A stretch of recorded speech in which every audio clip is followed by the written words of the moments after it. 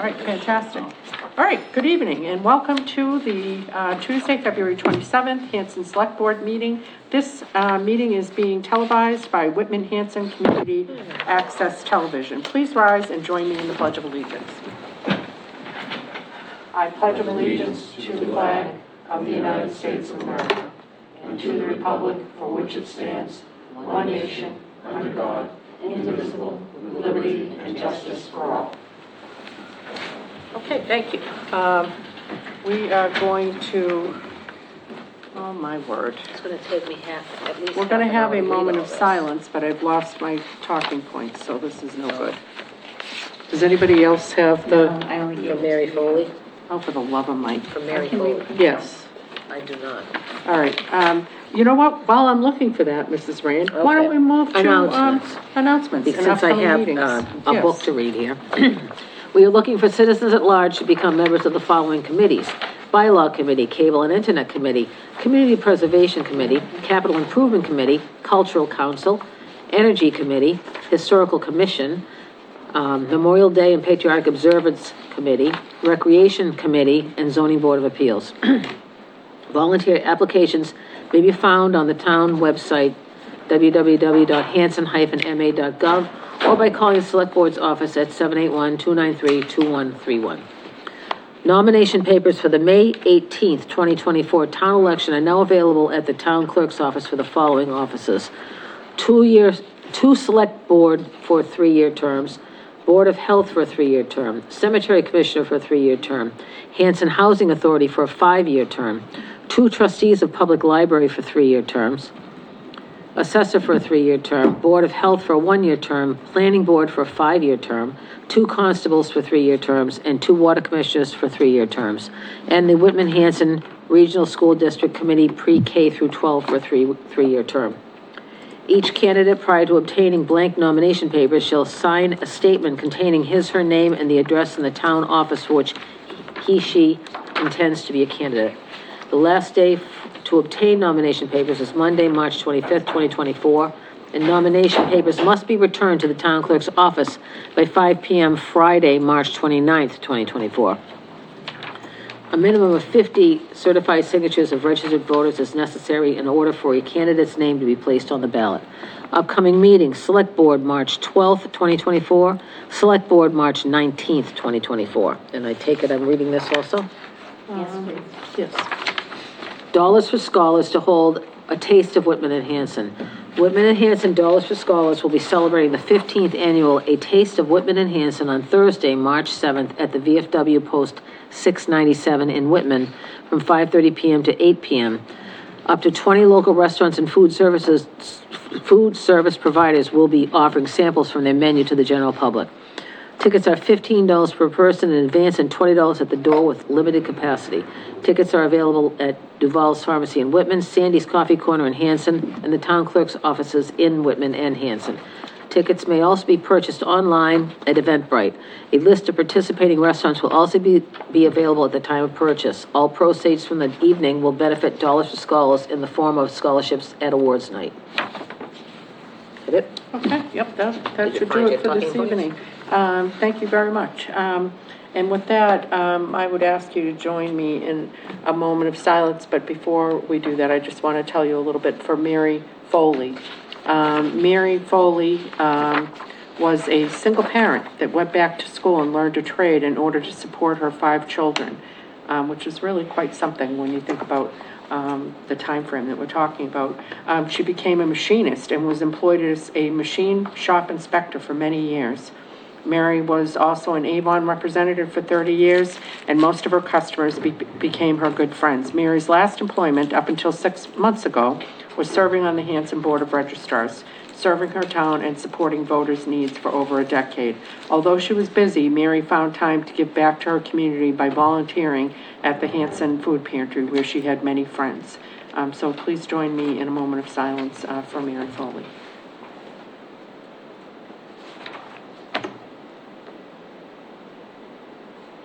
All right, thank you very much. So with that, we are going to move to executive session pursuant to open meeting law, chapter 30A, section 21A1, to discuss the reputation, character, physical condition, or mental health rather than professional competence of an individual, or discuss the discipline or dismissal or complaints or charges against a public officer, employee, staff member, or individual building inspector. 2, executive session pursuant to open meeting law, chapter 30A, section 21A2, to conduct strategy sessions in preparation for negotiations with non-union personnel, or to conduct collective bargaining sessions or contract negotiations with non-union personnel. I will entertain a motion to enter executive session. So moved. Second. And we will be coming out into open session. Roll call vote. Aye. Aye. Aye. Aye. Aye. Okay, great. We're entering executive session. We'll come out in open session.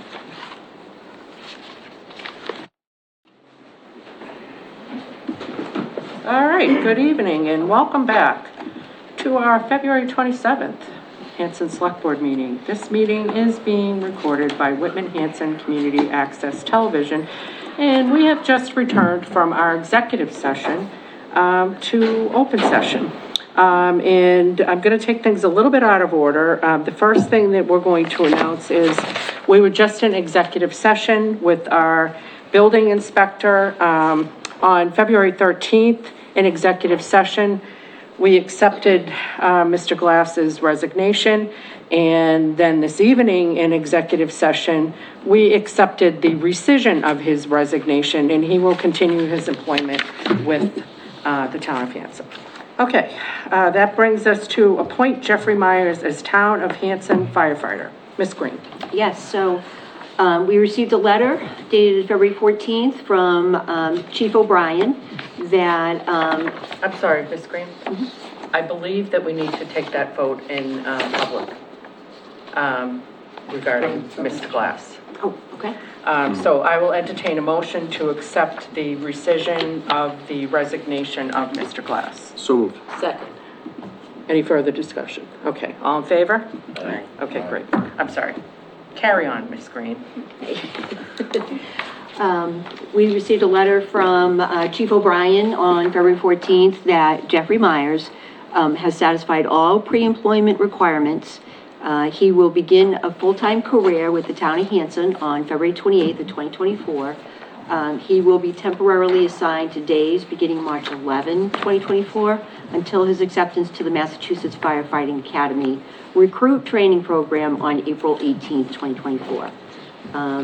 Mr. Myers is a firefighter, was a firefighter in the city of Attleboro, and is filling a vacancy created by the resignation of Jonathan Hopgarden last July. Okay. Well, we're always excited to have new people, and we've got a fabulous fire department, so I'm sure he will enjoy being employed there. I will entertain a motion. I want to make sure that when making the motion that you specify the date that it will begin, which will be February 28th, 2024. So I will entertain a motion to appoint Jeffrey Myers as a town of Hanson firefighter, So moved. Second. beginning February 28th, 2024. Any further discussion? All in favor? Okay, great. We are moving right along. That brings us to the South Shore Regional Vocational Technical High School Building Project update. And I believe, Ms. McDowell, that perhaps bullet 2 ought to be combined with 3. I think they're one and the same. Okay, great.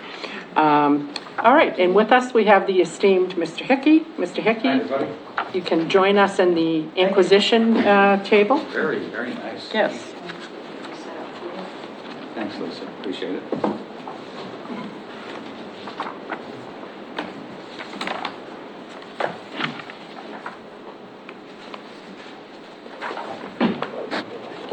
This here.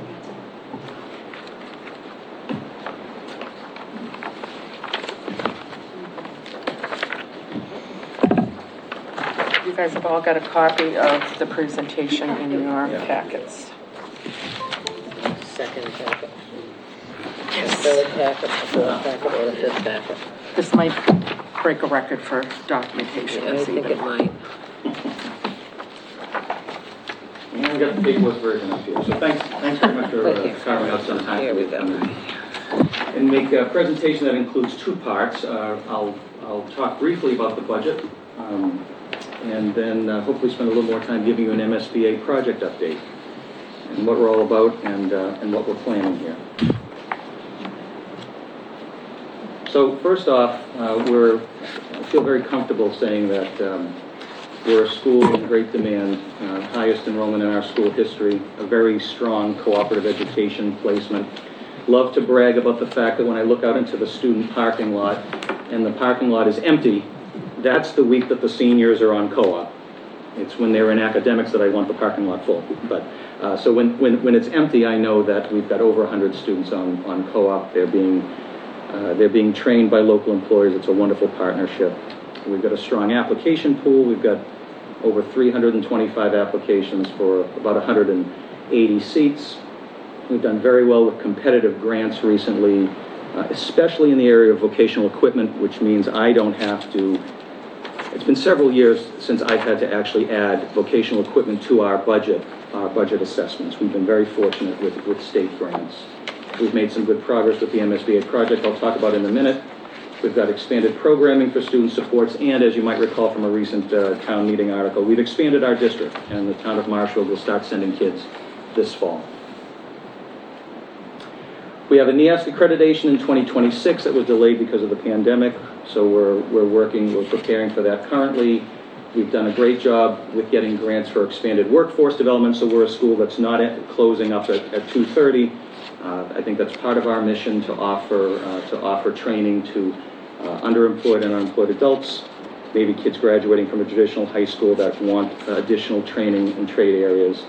So we continue to set ambitious goals for ourselves. Obviously, the MSBA process takes up a lot of oxygen. I'm very happy at the bottom to tell you that we were one of 5 schools recently selected to be part of a 2-year state grant to overhaul our assessment system to make it more competency-based, so that when we tell parents what a kid is good and not good at, it's very clear, and it's not buried in grade inflation or a number or a letter. It means a little bit more. So we're working very hard on that as well. Our budget process is one that the philosophy behind it is a zero-based budget. We ask all of our department heads and cost center supervisors to start from zero and don't just add 2% to last year's number and make me figure it out. So tell me what you really need. Do long-range capital planning. We can all get what we need. I've never had a situation in 13 years where we've had multiple competing capital requests in the same year.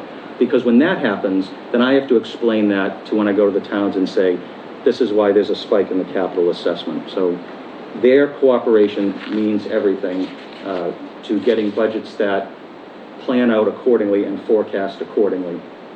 It's great when we can do our own repairs. We save some money when we have our kids in the various shops doing work around the building. And as I said, we've been successful with grants. And I see the Healy administration continuing the Baker administration's support of skills capital grants. I don't see that stopping in the near future. That's good news, because that grant money is what we can use to feed and water the vocational programs that we have. The budget proposal in the aggregate is a 4.2% increase. There are two parts of it. This is a rather unique slide because of the second line, but I'll stick with the first one. The operating and capital budget is up about 3.41%. That's an interesting number, but it is a meaningless number until you find out what your town's assessment is. So that's interesting. It's a nice number, I think, but what is the impact on my community? But the second line that adds to that 4.2% is money that we're going to move from our excess and deficiency account over to the budget to pay for a one-time expense. Everything you'll hear me say tonight about an MSBA project is going to culminate with a district-wide election, hopefully in early 2025. That's when all of the voters from all 9 towns would go to a ballot question on the same day. We're responsible for the costs. Any costs that our local district communities incur as a result, they're on the district. But since the towns are funding the district, at the very least, we would not add this to the assessment. So there's a 1-year, we're using it as a revenue source to cover the anticipated costs for running an election on, and I can get into those weeds a little bit more, but that's what makes up the overall budget. And operating and capital, we bring one number to the warrant. So whatever is in our budget, there's always a little bit of capital, mostly operating, but we bring one number to our towns. The headliners underneath that number, as you've probably heard in many areas, Chapter 70 aid is not what it was in the last couple of years. The inflation factor is much lower. So for the last 3 years, we've been graduating a lot of non-resident students, kids from outside the district, who would come with tuition, and we would pass that tuition back to the towns. So for the last 3 years, I've said to our school committee, we always need to see if the state aid is going to cover the shortfall as we're transitioning to a school that's nearly all in district.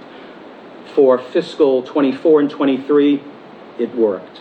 Fiscal 25, there was a shortfall. So I'm happy that our aid increased as much as it did because our student enrollment went up 7%, but for a lot of districts who are only getting the bare minimum of $30 a student, we certainly did get more. That number reflects more than that. But the offset is that the non-resident tuition went down about 510. So my quick message to the school committee is, if the revenue isn't there, then the budget's not there. So this is a budget that has been cut as a result of that revenue shortfall in order to keep things in perspective. And we expect that regional transportation, recently clocking in around, in the 85 or 90% range, that's probably not going to happen. So we're budgeting a little more conservatively for that. In terms of personnel, the biggest personnel moves, I would have made a presentation similar to this in years, last year when I was making the rounds. I have some positions that I've been incrementally trying to move from grants onto budget.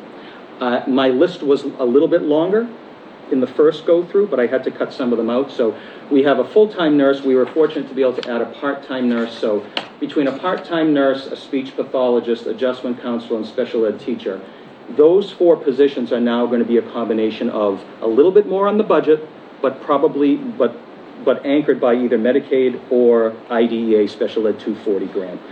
I expect that these positions, again, if I can move them slowly, I always assume the federal grants are going to be level funded. You never know when something happens and we feel the after effects of it. So you never want to assume that grant money is going to undergird your entire operating budget. So it's a slow and steady transition. The only new personnel item here is a phys ed teacher, a phys ed health and wellness teacher. As a school of 670 students, we only have 1 phys ed teacher. And I would like this person that we are able to bring on, if we're fortunate to do so, to really help us develop a comprehensive health and wellness program for 9th graders. That's the new ask. The last part of the slide, I get to not say to Whitman and Hanson because you know what regional school districts do and do not include in their budgets. So, but I have to explain that sometimes to other towns when we have to carry a lot of other costs within our budget. So thanks for listening to all that. Now we'll go to charts, graphs, and numbers for a little bit. This is our school enrollment going back to the 2014 reports. You can see the steady increase. That gold bell curve at the bottom reflects the non-resident population, increasing and then decreasing. And I would expect that for a year from now, that's 667. Maybe it could be a little higher. Then it's nice. We have limited space in our science labs. That is actually the one pinch point. That we only have so many classrooms that are fitted for science laboratory. About 24 kids in there. That's really what's causing us to say we've got to call a timeout. So that number is probably not going to change very much. And the non-resident number at the bottom could go from 6 to 0 or 1. So even for next year, I can say that I would expect that we'd probably see a more modest reduction of non-resident tuition, but there'll be a reduction, and we'll ask the same questions again.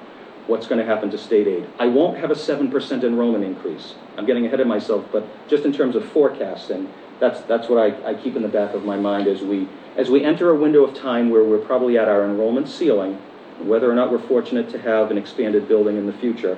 That's what the bar charts will probably look like going forward.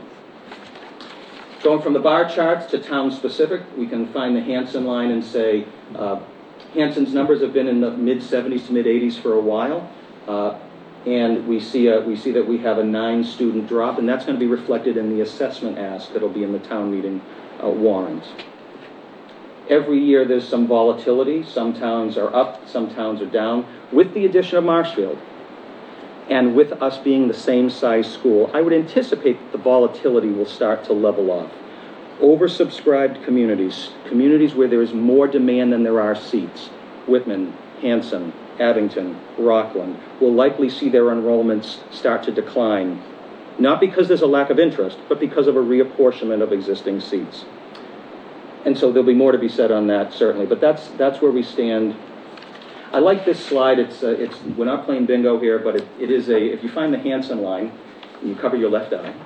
No, if you find the Hanson line, if you want to know where your kids are, what they're majoring in, this just reminds me that regionalized vocational education, for when you collaborate with a bunch of small towns, offers multiple pathways. So this alphabet soup at the top is metal fabrication, welding, carpentry, allied health, HVAC, cosmetology, culinary arts, electrical, manufacturing, engineering, tech, computer info tech, design, visual communications, automotive, and horticulture, landscape construction. So that's where the kids have opted to major. Those are the Hanson kids we have in the building right now. With a new building, we intend, as part of our educational plan, I'll skip ahead a little bit, to add plumbing and veterinary science, both which we think would be in high demand. And the veterinary science option is would be our second, quote, agricultural, even it's not agricultural, but programs that you would only typically find at an Aggie.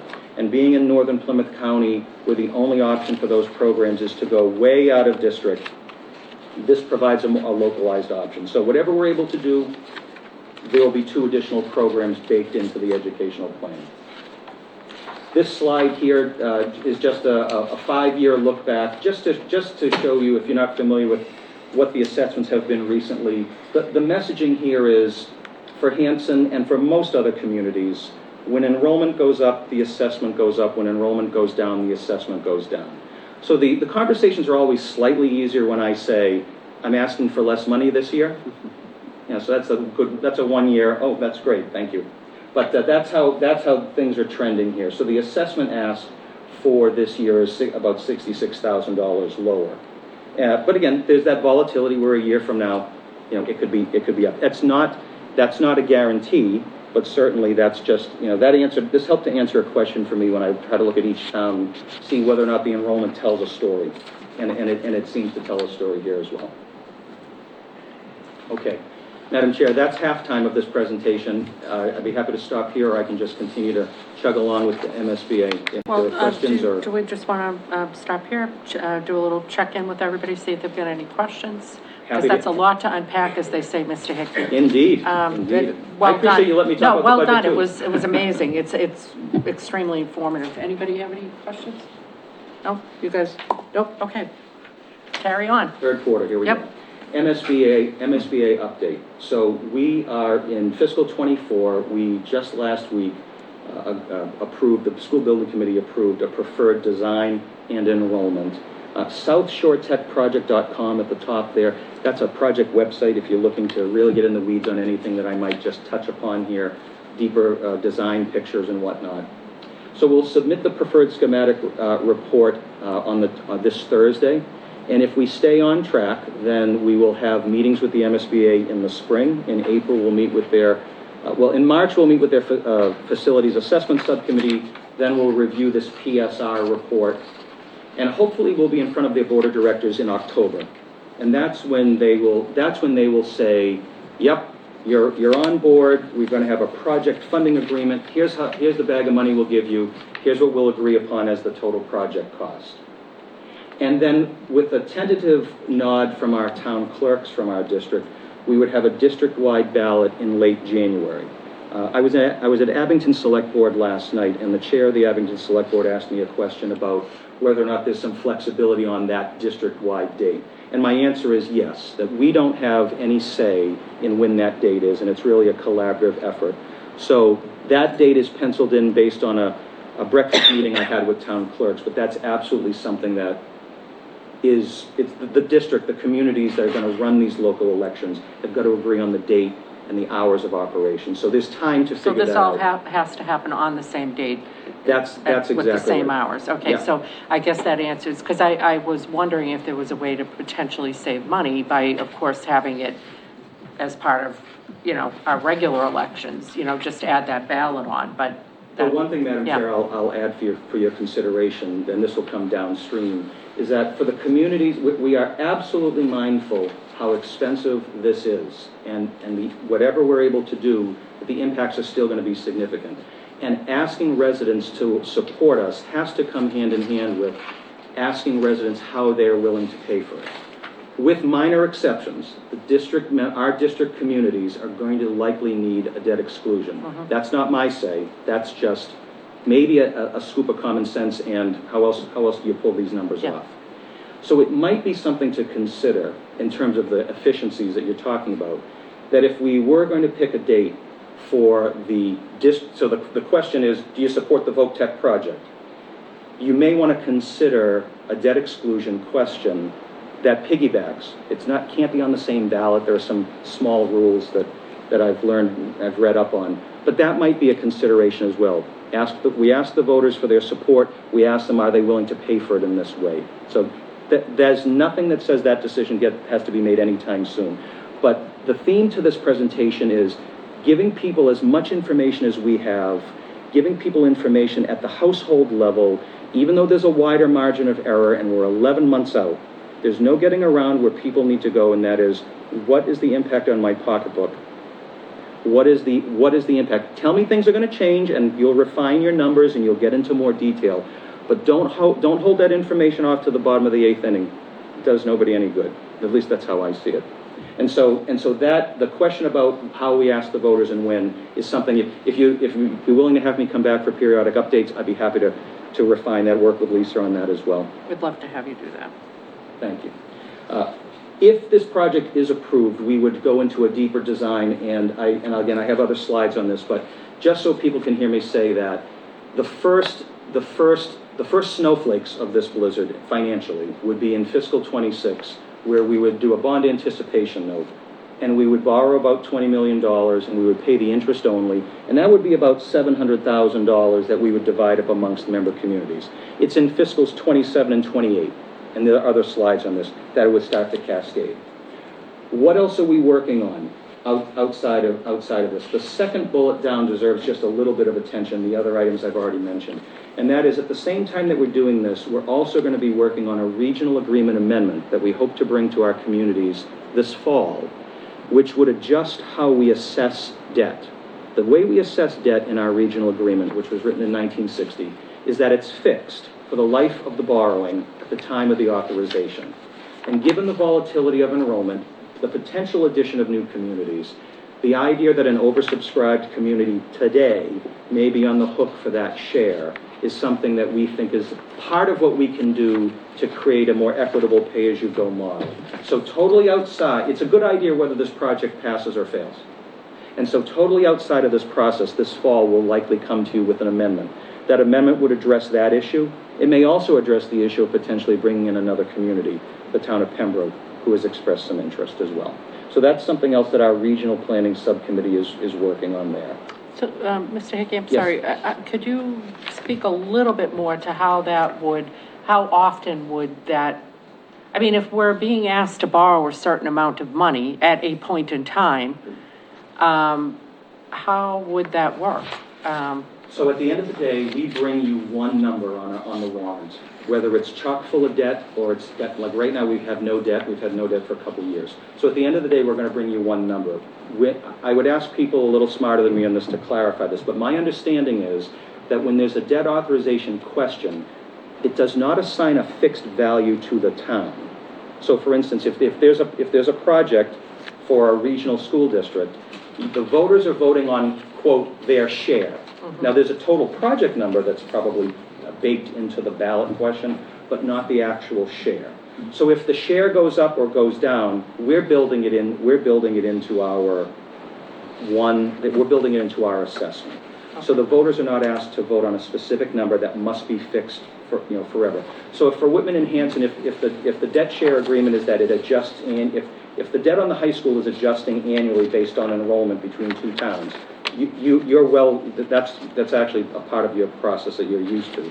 What we're thinking of proposing is a 4-year rolling average, so that no spike in enrollment, which would trigger an operating expense increase, would necessarily immediately trigger a debt share increase. A rolling average would just level out the peaks and valleys. But that's our current thinking. But you would be able to project for us what the worst-case scenario would be based on the maximum enrollment we could have, right? There's no maximum enrollment by town, but I'm living in the world of projections, and I want to separate the facts from projections, but I think we absolutely could make a projection. So right now, I'll tell you in a later slide, that in the first year of this project, Hanson's share would be 13.03%.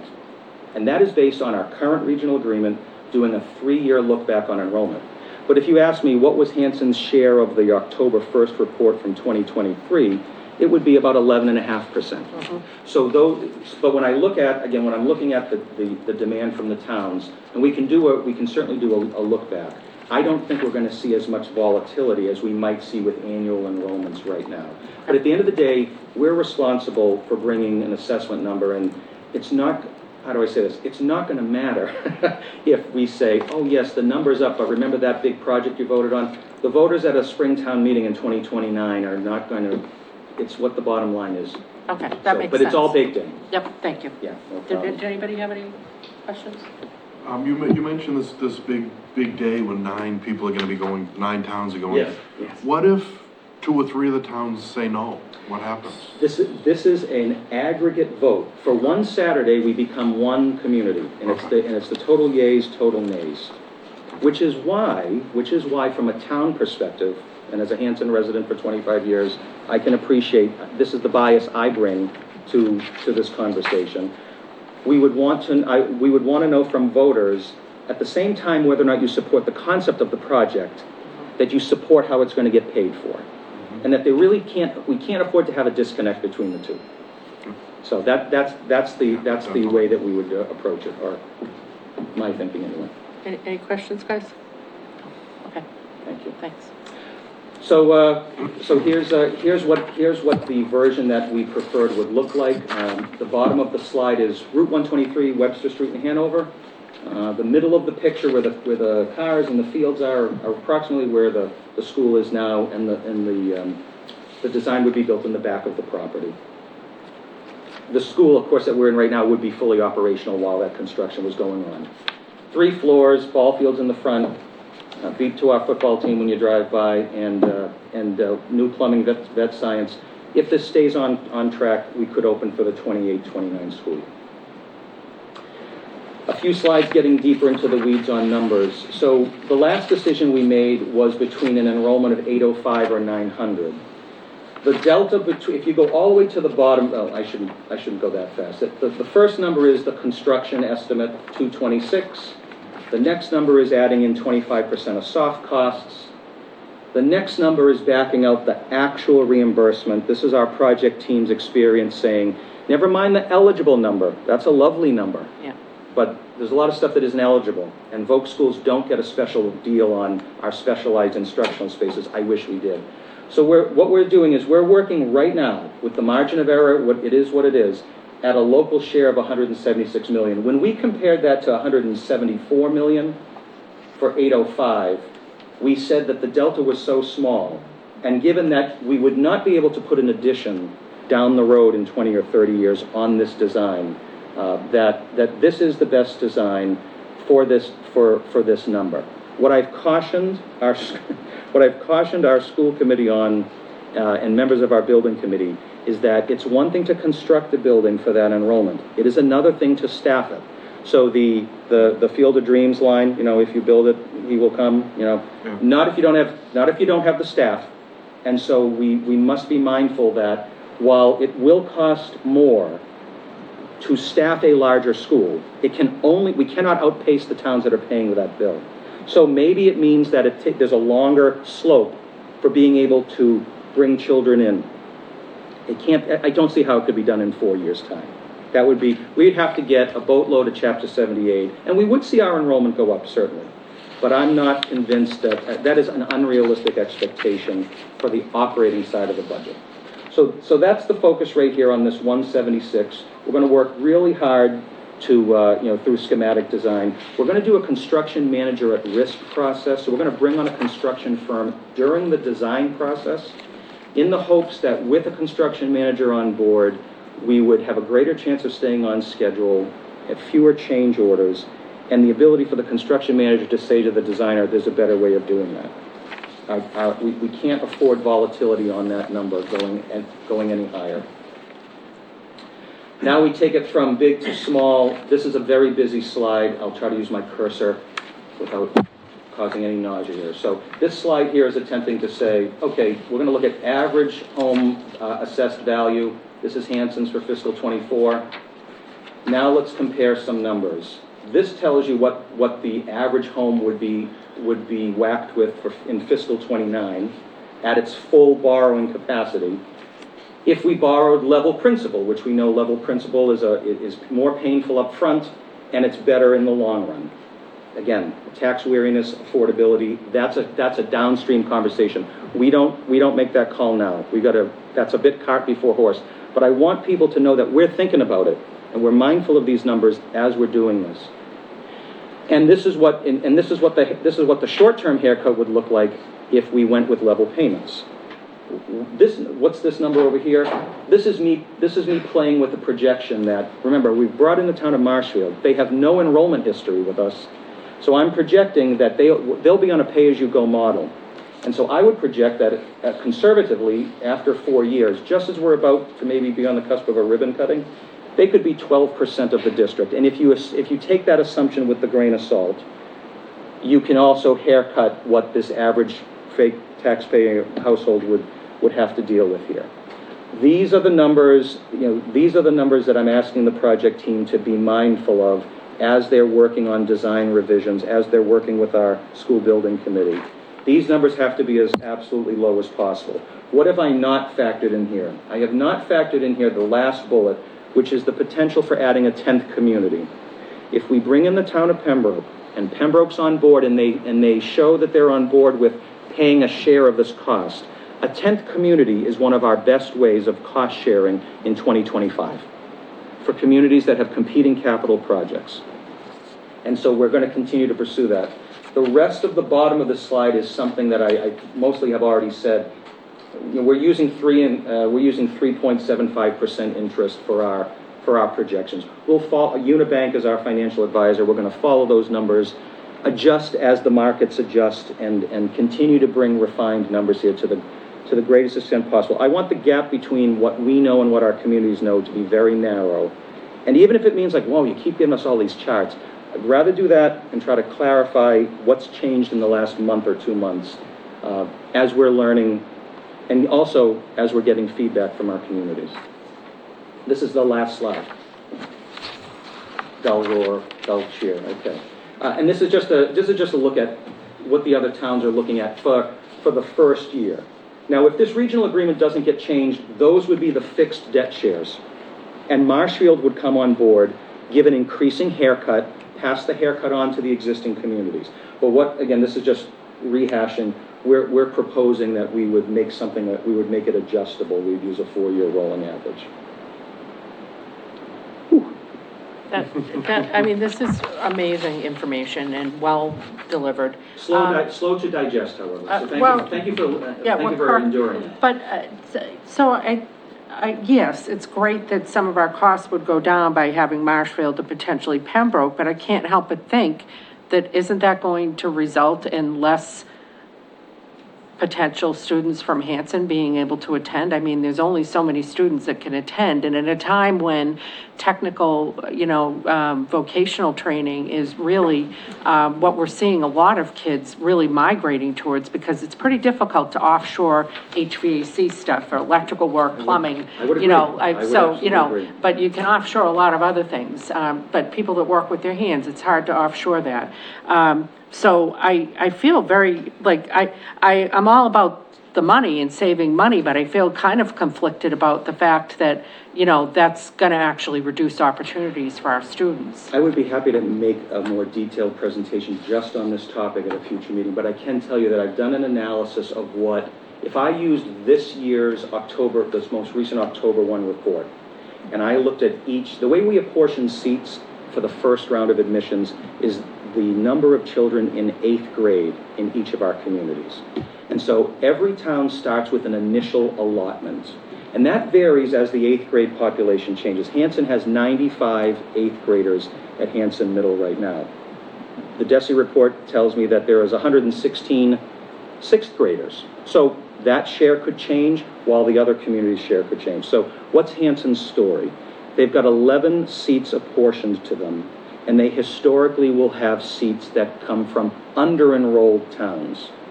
I can tell you with a high degree of confidence that Cohasset and Norwell will not fill all the seats that they are allotted. They are always swept and reapportioned to the towns where there is more demand. Marshfield is the largest community. They have not, as of today, have not filled all of their seats. After another month or so, we're going to sweep the unused seats, and we're going to continue to admit kids based on the waiting list. If everyone stays in their lane, you'll have Whitman and Rockland and Abington and Hanson as oversubscribed communities. I have 34 applications from Hanson right now, and that number varies each year, certainly, but in terms of the apportionment, we want to make sure that that process stays in place. When I do the analysis, in a 900 student school, Hanson's initial allotment would increase from 11 to 13. Ask me in a year and I might tell you that 11 bumped up to 13 organically because of a larger 8th grade class. But with Marshfield and Pembroke at 900, that is the sweet spot where our existing communities would actually be apportioned additional seats. Okay. It's a good answer that I can give you today based on 1 year, but what I've been saying to people is we don't know we don't know who's going to love us in 20 years or where the demand's going to come from. I said at the Scituate Select Board that Scituate's got 54 kids, which is their highest enrollment since 1982. Wow. And Norwell, which has 26 kids, used to have 30% of the building back in the 1970s. So is it a blip? Is it a trend? Your question is sound. And it is about overlapping the access to the specialized education with affordability. And I think that with more partners in 2025 to launch this, we have the opportunity to still give that access. And again, with some anticipation that there would be some leftover seats. The one slide that I'm not prepared to go into great detail on, but I promise I can at a future meeting, is to talk about what happens if this thing doesn't, okay, what's next? There is no doom and gloom. I'm not asking people to not support this, but the honest answer is this. Our project team has told us that there's probably about $110 million of code upgrades, 82 million plus soft costs today, to do what would need to be done to our 130,000 square foot school. It does not have to be done overnight. We could phase this in. So I'm trying to come up with some slides that would show, as I'm thinking to myself, how would I go back to the communities if we can't get 176 million divvied up nicely over a 10-year period? How do we divvy up 110 mil with cost escalation and no MSBA reimbursement? You do the best you can. We will do the best we can certainly if we have to do that. But I also want the project team to develop that in a little more detail. People deserve to hear that. Not like, oh, the roof will fall in the minute that they say no to this project. It won't fall in. But we will have to then go to an expedited plan B on what's important. Like, how about we put sprinklers in our 1962 building? That would be lovely. That would be one of those initial capital packages that we would do. So it's a lot of numbers. I do appreciate you listening, and perhaps at a future visit I could be more refined with talking about enrollment or getting deeper into the schematic design updates. But I'm happy to answer other questions. No, this was a lot. So, thank you. I know that there was an article in the Whitman Hanson Express, and I read it, and I hate the thought of just throwing things out and building new, because I don't think it's a good look. I don't think it's a good look. Yes. I know that there were all sorts of enthusiasm for a new building. It was a slow boil for me personally to get to that point. It actually took a couple of additional meetings. We actually delayed the decision a month. The problem is that, we have our own budget fight right now in this town for our own high school. Highway. It's just, Yes. We've got the one time, I don't even want to get into it, but we have all sorts of, and now there's this, and I keep thinking about the taxpayers that live in the town right now that want to stay here. And with all these costs being thrown at them, I think it's gonna get more and more difficult for them, especially the older ones, older people. I absolutely agree. I want you to know that we're not tone deaf to that. The delta between an ad reno and the non-reimbursable costs and what we're doing, we ruled it out in large part because of the longer construction I know it was phase. gonna I saw that, I read it. Yeah. That being said, there is no cheap option here. No, there isn't. There just isn't, and to somehow spin that differently would just not be accurate. I just wonder what's gonna happen in 30 years to the brand-new building when people want new. And that's what happens, you know that. With a second. And that gap is getting Yep. smaller and smaller all the time. If we do this right, this should be a 50-year decision. We're the visiting team in 9 towns. I have not talked to a select board or a FinCom that doesn't value all of the residents and all of the options. You're coming from a very genuine place of talking about affordability, and that's why for me, you know, the message that I left at, you know, with Congressman Lynch's office this morning to basically say, hi, my name is Tom Hickey, I'm a local superintendent. Are there any federal revenue sources that I'm not aware of? Because that's the kind of conversation we're going to have. I know that there's some people, I've talked to people who are, you know, running on the idea of vocational education, which is very important. Neither one of my kids went to college. They're both in trades. And I know how important that stuff is. We need to have our tradespeople back. I know people, they're dying for plumbers, they're dying for electricians.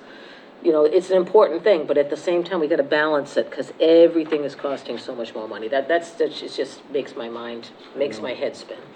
For the last year and a half, seeing these numbers, I'm there with you. Right. That's why for me, we're the only regional vocational district in eastern Massachusetts that actually has municipalities near it that are not aligned with anybody. And so to Laura's point about access and affordability, your 2 points are very complementary. Expanding our region gives us the opportunity to cost share because again, it is about this building, but it's also about operating expenses too. Mm-hmm. And even if this note gets paid off in 30 years and it's a 50-year building, we're still going to need partnerships to help pay for the operating costs. So I'm personally a proponent of expanding the region in order, because I can't offer much more in terms of extra revenue sources. The regional agreement will create some equity if we can adjust that, certainly to follow enrollment trends. But the dollar signs are, there's not enough lipstick to put on that, yeah. Anything Hey, else? if Pembroke jumps on with this cost sharing, Yeah, is their cost gonna go down? everybody's cost. If Pembroke were in the building today, they have 196 eighth graders. They would be 11% of the district. They would get 22 seats. And if I stopped right there, I would say to you, yes, by 11%. Without, you know. So their cost will go down, will everybody else's go up? Oh, no, so Pembroke's costs would go up because we wouldn't let them in unless they're gonna, and they understand this, like Marshfield. They would pay. Yep. As, I would model Pembroke's entrance on what we did with Marshfield. Pay as you go. More kids, more debt share. And then if it's gonna be a 4-year adjustable thing, great. More kids, more debt share. Right. And so without me being able to look too deep into the future, I've just said casually, Marshfield, Pembroke, 25%. Now, in the next 11 months, I will have to separate the fact from the projection to be able to say, here's the fact of what it's going to cost. Here's a projection. If you can see your way to supporting this, this is what I think we should pursue. But if we bring Pembroke in November or October of 24, before we ask the voters to weigh in, at least the voters will know whether or not the affordability of this project is based off of the 9-town district, 8 towns with an emerging 9th town, or 9 towns with an emerging 10th town. So that's my forecasting for that. I think there's a cost share. I think that's just being very practical. Right. Okay. Anything else?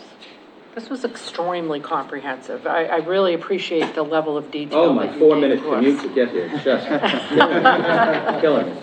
Yes, my pleasure. Please have me back. Well, thank you so much. And I'll certainly ask to come back if I have a substantial update for you. And keep up the good work. You Thank guys you. do a great job. Thanks very much. Okay. That brings us to the NSRWA letter of support discussion. Ms. Green. Okay, so on that, we have Becky Malamet here from the NSRWA, and she's going to put a letter of support for a grant that they're going to be applying for. Hi. Thanks, Tom. Thanks, everybody. Oh, yeah. Have at it. Thank you. Hi, good evening. Thanks for taking the time to chat with me tonight. So before I know you've had a lot of presentations. And a lot Yeah, we of probably have about 10 minutes. Okay, then I'm gonna Okay. go, we're gonna not move this forward, just in case. So, did anyone attend has anyone seen the video or looked at the presentation, the slides for the results of the feasibility study that was completed last year? There was an update in December. You've got the slides there, or some of the slides. So we completed the feasibility study, which I'd come to you to talk about maybe about a year ago at this point. And that feasibility study was to look at the potential impacts of removing Ledensford Dam and the State Street Cross Street Dam. Study's been completed, was completed this fall. We did a project update in December. We had really great turnout, about 160 residents from Pembroke, Hanson, and Hanover all attended. So quick highlights of the study, what it found was that dam removal is possible at both of these sites. It won't increase flooding, either upstream or downstream. It's not going to impact infrastructure in the area. I think to no one's surprise, the big question is sediment. So they did some composite sampling behind both dams. I'm just going to focus on State Street.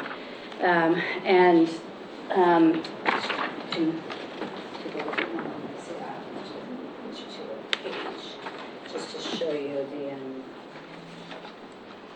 While you're kind of shuffling through, can you speak to doing this prior to the full cleanup of the, I dare say, Superfund site? I know that hasn't really been determined yet, but, Sure. And the rationale behind that. Yeah, so let me just show you the results of the sediment behind it, and Yep. I'll talk about that. So, I don't want to take That's this fine. I can see completely. it, yeah. So we've got 3 different groups of samples that we took here behind the dam. So you've got the 3 that are kind of in up here, in this area, in the impoundment. And then there's 2 more right here, and 2 more, and then 2 here, and then those 2 are similar. There was one area where we found the levels exceeded the threshold, state's thresholds for soil. They don't have thresholds for sediment, but so we use soil because that's what we'll eventually need in terms of disposal. So you'll see from the call-out boxes, so at the bottom right, so the upstream banks, so that's these 2 dots up here.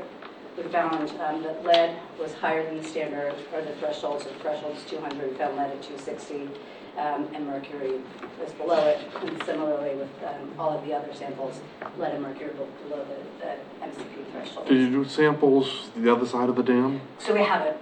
Okay. The other side would be downstream, so this was just what we did. Upstream, right? This is upstream, it does look confusing.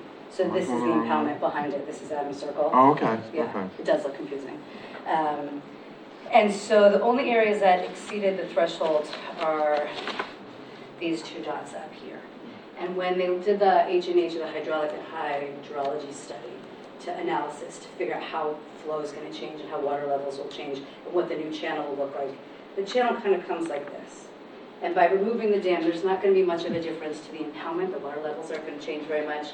And these 2 areas of sediment, they don't believe will mobilize. And that's what you are concerned about when it comes to dam removals and sediment, is mobilized sediment. So that they don't believe will mobilize. So we have, and they have had conversations with DEP already, who thinks that they would approve removing this dam without having to do any major excavation, taking contaminated sediment off site, because they don't believe that sediment will move.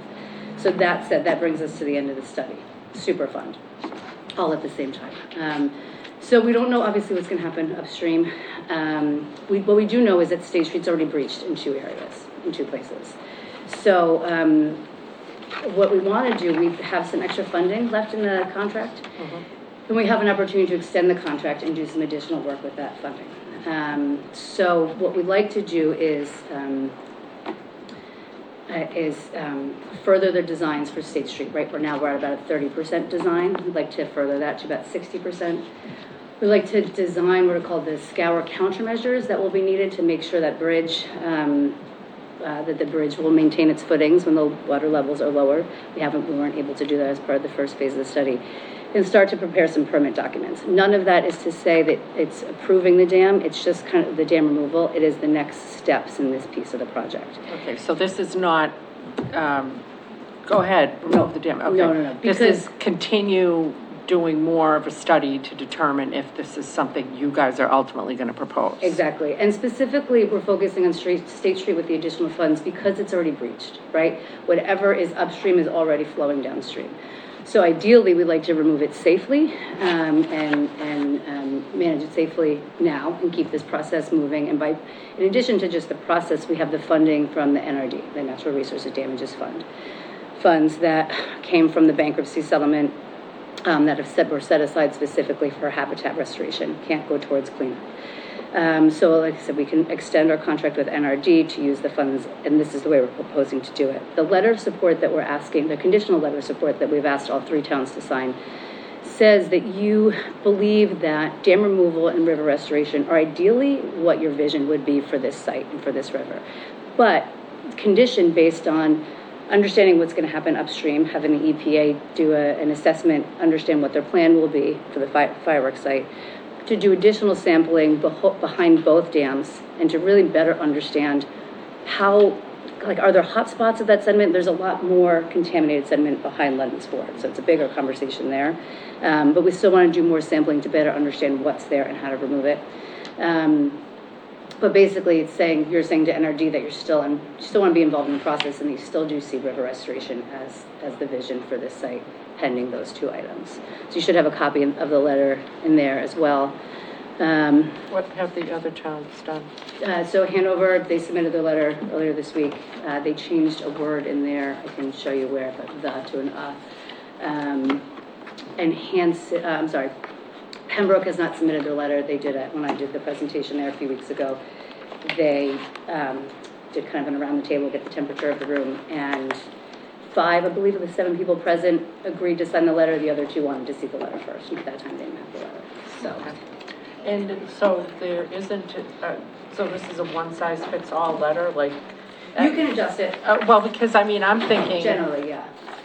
It seems like you want us to commit to the dam removal, but you acknowledge that more work needs to be done and more analysis needs to be done. So I'm just wondering how we can commit to a dam removal Sure. if we don't have those facts And yet. what it is, you're actually committing to the vision, like this being the vision for the site, being river restoration.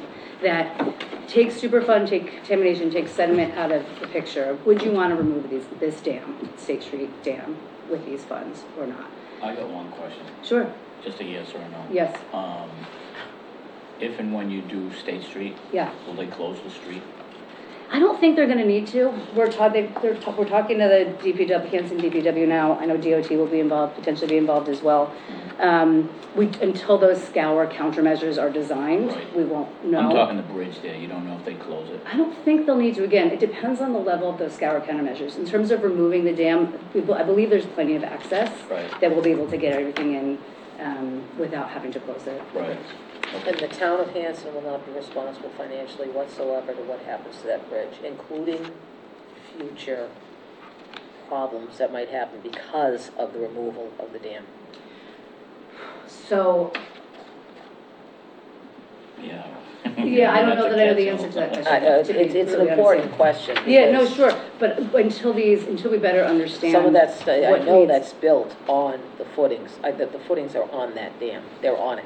I know that, I know it, I remember walking through it when it was under construction. My kids and I were down there watching it, so I see this as kind of fraught with danger for the road. I do, and I don't like the sediment stuff. Have you seen But the that's- I'm feasibility study stubborn. at all with the, I know, I hear that completely, and it's, we're not in the, we don't want to recontaminate the river. Our goal is not to remove these dams and recontaminate the river. That's the problem that I just, it just keeps going off in my head, that danger for the contamination of the North River all the way out to the seaboard. But anything upstream at the fireworks site currently is getting past State Street. that's getting past that dam. But it's slowing it down. Not considerably, like if you No. look at how the water levels are gonna change, there isn't, that bridge is actually holding back more water than the dam is. So when we remove the dam, if we remove the dam, I just one guess second, so the level of the impoundment is gonna decrease almost insignificantly. I guess because it's just not I'm that just much. not thinking about all the rocks down further, which is the dam, right? Right, though that series of rocks right Yeah, in front of yeah. the bridge that we saw back in That's June, the yeah. dam, yeah. But That is the dam. What happens if you guys remove the dam and now there's a problem with the bridge? That's my Those problem. are That's the- what she's saying, So these yeah. are those countermeasures that we would Right. look to design as part of this next process. Yep. That's obviously a huge question. Right. And again, we're not in the I business mean, that would be in the millions.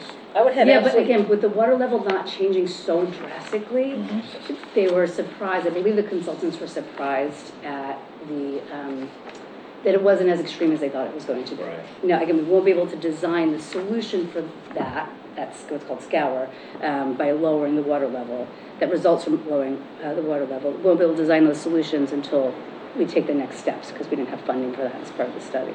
I have So no the- problem at all if they close the road, by the way.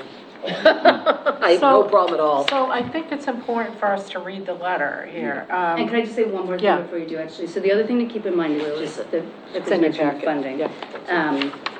The funding for the Natural Resource Damages Fund is unique, attached to this. right? The majority of dam removal projects don't have a bucket of money to fund it. There is $7 million there. I think we got about 400-ish for this project. So there's money left for the dam removal process, and you talk about Hanson being on the hook to pay, or on the hook if anything happens with the bridge. It's also important to think about costs moving forward. So we will be able to use that bucket of money for the dam removal. We will ask the towns to put some money in, just because funders want to see that dam owners are putting some money in. But it won't be won't be reliant on the town to fund the removal of the dam itself, in addition to these scour countermeasures for the bridge. And in not continuing this piece of the contract, we'll kind of close the door on that funding. It's tough for me because you're telling me you can't tell us the dollar amount. We can't know for certain. I could tell you a dollar amount. I wasn't able to do my whole presentation. No, So I mean that it's going to cost us. I can give you a sense. So the whole project would be about $600,000 is what it's looking at, the opinion of probable cost as a result of this study. And we would probably have the towns put in $50,000 to $100,000, probably 50 for the smaller projects. Okay, all right. Just to, again, show skin in the game. To give you an example or a frame of reference, I have, we're working with another town on the South River. They're putting $650,000 towards their dam removal project in order to provide enough of a match for federal funders to know that they're I assume going that's to- Norwell or Situate, which we are not. It's not. Okay. Yeah. At all. So the letter says, Dear Ms. Craddock, as co-owner of the State Street Dam, AKA Indian Head Dam, the town of Hanson supports moving forward with river restoration as the objective for this site, with the understanding that we do not yet have all of the data needed to determine how to safely remove contaminated sediment through the Indian Head River. It is our goal to see the following conditions met before making a final decision about dam removal. EPA to complete an assessment of fireworks site upstream to determine the extent of the contamination, who is responsible for its cleanup, and an appropriate plan for the cleanup. And 2, project partners to develop an appropriate sediment management plan for the contaminated sediment behind both dams that will potentially be mobilized as a result of dam removal. After reviewing the results of the recently completed feasibility study, we believe that dam removal is possible and is the preferred alternative for our community if funding is available. Dam removal at these 2 sites will not impact flooding downstream or nearby infrastructure. It will eliminate the liability and costs associated with aging infrastructure while increasing suitable habitat for river herring, Atlantic shad, American eel, and brook trout. We are aware that some sediments found behind Ludden's Ford Dam and State Street Dam exceed soil standards for upland reuse, and that further sampling is needed to better understand the extent of the contamination and an appropriate sediment management plan. We also acknowledge that it is not yet clear how the potential Superfund designation at the fireworks site upstream will impact this project, and that we will not have those answers until that process is further along. We believe that our partnership with the Natural Resources Damages Program, which is who we're writing to, offers a unique opportunity to investigate these issues further in order to increase fisheries habitat and connectivity in our rivers. We are interested in continuing to work with the North and South Rivers Watershed Association and partners to accomplish these restoration projects in our community and to help repair the damage caused to our natural resources. Thoughts? Thoughts, there should be a third bullet point about securing the safety of the bridge. Sure. That has to be mentioned. Go ahead and add that. Do you want to? Have it as a Word document. So Yeah. you have a Yeah. deadline of tomorrow, don't you? Is It's- this like a self-imposed deadline? No, it's the state imposed it. Okay, all Yeah, right. and I was initially on an agenda much earlier in the month, but. Okay, so is your deadline this It's week the or did I 29th, make that? yeah, Okay, it's it's the end of- Thursday. yeah. Okay, all right, so it's a now. But they so- also know I'm meeting with you tonight, so if you want to take a minute, I'm not going to force it. I would like you to vote tonight. on Well, this we're not conversation. meeting again until the 5th, or actually the 12th. I want you to Um, feel comfortable in the decision that you make. so. Understood. We can- So, did you have suggested language? Off the Come top on. of my head, all Come I on, whip said it up, was, whip it up again. the safety and the security of the State Street Bridge has to be maintained. I mean, I don't know what else to Okay. say. All right. That's about the fastest getting I that can down? find. That's a given, but it's Yeah. good to have it in Yeah, there. yeah, Right, I I think it's think an part of important that. point. It's like because- a- Throughout the process? Yeah, down at Ludham's Ford site, that day, I understand that bridge isn't changing. They don't have to. They don't, no, They'll there won't have be to. I anything remember after that in the presentation, that's fine, but Yeah. ours is a problem. Okay. No, yes. It is, it's an Yeah. issue. Any other, Mr. George, thoughts, concerns? Okay. I'm a little Guys. nervous about doing it before the fireworks site is clean, but it's one of those things that if we just wait, we're just gonna be sitting here for years waiting, and I don't wanna do that either. And we're also not saying that we're going to remove it before that site is, we're No. not saying, because we just don't know that answer yet, right? What we're saying here, and again, take all of that off the table, is that what you want for this site? Do you want that dam to remain, or do you want to see it removed? And if what your vision is removal, then, Because it causing a problem. Are you, okay, if we tweak the letter, as we've just discussed, and we send it, what is the next step here? Where are the checks and balances where you're coming back to us before any work is done? oh, absolutely. I mean. Well, you're saying that, but we're writing this Oh, sort you of can like, put that in, but you, kind of I've been here, you know? and I'm not gonna stop coming back to let you know what's going on. Our goal, you guys are the dam owners, you need to know what's going on, you need to be part of the process. So, let's see, so what would happen if we extend it and we do this next chunk of work? I'll come back and I'll present what the findings are of that chunk of work. By then, we might know if the site is going to be listed or not, or how it's going to be listed, so that might be part of the conversation. All right, and we are just saying to investigate these issues further. That's it. That's what the, I have the letter. And I will say Okay. too, the other thing in terms of Superfund is that by kind of Do you want to look at her? stating that this is something that you want in an ideal world, you can then say, the conversations with EPA in terms of the cleanup for the fireworks site, we can encourage them to clean up the site to a level where you're going to be cleaning it up for a free-flowing river and not a dammed river. And so that can be part of the conversation with EPA as well, is to help further that conversation in terms of the level of remediation up there. You know, it will look different if the two dams are removed than, or plan to be removed, than it will look if it is a dammed river. all right, Mr. Weeks. Yeah, so I personally support this. I think we have to take care of our environment. And I think there's enough data to show that this is something that we have to take care of. Just to reiterate though, this letter is more saying that we have an intention to continue moving forward with doing more investigations, making sure that we gather more data, and then making decisions based off the additional data that we're gathering. This isn't a commitment to a project, it's not a financial commitment in any way. This is more of a symbolic, not really a symbolic, but an intentional gesture to say, we're interested in pursuing, gathering the data. Exactly. Okay, So about a so- year and a half ago, the towns provided a similar letter of support when we applied for the funding for the feasibility Yep. study. This is just telling NRD and DEP that you're still interested in seeing kind of what happens. You haven't decided that dam removal is off the table. Right. So- So that's that was another part of Yeah. my question. So if we decide after gathering all the data and it takes us down a different path with more questions and something else, there's nothing binding in here that says that we can't pull out of this thing Oh, last absolutely. minute, This right? this is nothing about you approving dam removal. Okay. At all. Yeah. It's about a vision, it's about what you want for the site, and it's about the conditions that need to be met before you'll even entertain that conversation. Okay. All right. Because I'm gonna have questions further down the line, Yes. but if this just gets us to get more information Yeah. gathering, then I'm for that. And that's what we're trying to do. We're trying to use, we have this additional fund, or kind of remaining funding, and now we have all this time, right, between now and when things are figured out with the Superfund site. So we don't want to lose all that time. Right, okay. And because, State Street is kind of the lower hanging fruit with their two areas of breach, it makes sense to spend the funds to further investigate the site at this time. Okay. All right, you. well Yeah, over sure. the 10 minutes that I thought, but You raced you were right through it. answering questions. You did your part, but we had questions. Good, as you should. Just because we have the benefit of having Mr. Clements here, who's the chair of our, Conservation Commission, did you have any very brief thoughts you wanted to share with us about this, or? Well, I haven't seen the exact documents you've got in place. I'm hearing, listening very closely, because the principles, not the ones you've been worried about in the studying for the last couple of years.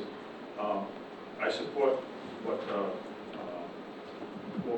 Becky just said about this letter is committing to the vision of a goal towards continuing to get enough information to make sure whatever we do or don't do is done right, for the right reasons, with the right precautions. I think Ann's suggestion that it's putting in a line above the bridge makes a lot of sense. But I spent a lot of time looking at that bridge and that dam, which is really just the footings of the whole dam. But it's still about a 3-foot drop and it's still having what I'm hearing makes sense, that it's unlikely in the long run to have a drastic change in the level of the pool above the dam, of the river side. But still has some effect. And we're starting to know more than we used to know about what's in the sediment, but that's very important, that's ongoing, and that will have a lot to do with how we finish cooking this pudding, I guess. But I would support what this letter is intended to do, so as to not stop the momentum, this is very appropriate when it started. Okay, well, thank you for that feedback, Mr. Clements. With that then, I will entertain a motion to approve, I assume it will be our town administrator that will sign this on our behalf, to have Ms. Green send a letter to Michelle L. Craddock, Natural Resources Damages Program, the letter that was just read with the addition of the safety and security of State Street Dam being added to it. I will entertain that motion. So moved. State Street Bridge. I wrote dam, so. Bridge. yeah. So We're moved. getting rid of the dam, we're Okay, keeping the bridge. sorry, I must have been walking and talking at the same time. As long as Ms. Green got what she needs to put, safety and security of the State Street Bridge. That's what I have. Maintain. I wrote the safety and security of the State Street Bridge needs to be maintained throughout the process. So I will entertain a motion to empower Ms. Green to sign this letter and send it off with that modification. So moved. Second. Any further discussion? Okay, all in favor? Aye. All right, awesome. Great, thank you very much. Sorry that we kicked that can down the road a couple times with you. It's been very busy couple of No, months. that's okay. Just a quick thing, just before I go. So I highly encourage you to read the feasibility study that Lisa also has. It's posted on our website. Certainly encourage you to post it on yours as well. I would be happy to review any of it in detail with you, put you in touch with the consultants if you have any questions about the initial studies and analysis that they've done. It's a lot of information, it's a lot of data. I know these meetings can be really Is that something you guys want to do now, or do you want to wait until the next round? Let's wait until the next round. Yeah, or Okay. even if you All just right. over time, if you want to just take a look, and feel free to email me or reach out to me at any time. And then, as there are more concrete decisions to be made, we will schedule more time to really dig into that data, because I want to make sure you have all the information you want. And especially as we move on to further stages, to make sure like our scope of work matches information that you want, things like that. So the more we can work together And, moving forward, the better. Mr. Clements, it seems to me as though the Conservation Commission should be somehow in this loop here. Well, we don't want to, we want to stay in our lane, so to speak. I understand, but you are like, to us, a sort of advisory, there's that capacity, so how do you? We'd love to advise. There's You got a question? details that Yep. apparently have already been developed that we haven't deeply dived into as a commission. Maybe Mr. Dyer has suggestions that will help us not just stay in our lane, but also advise all the other people on the expressway. I feel that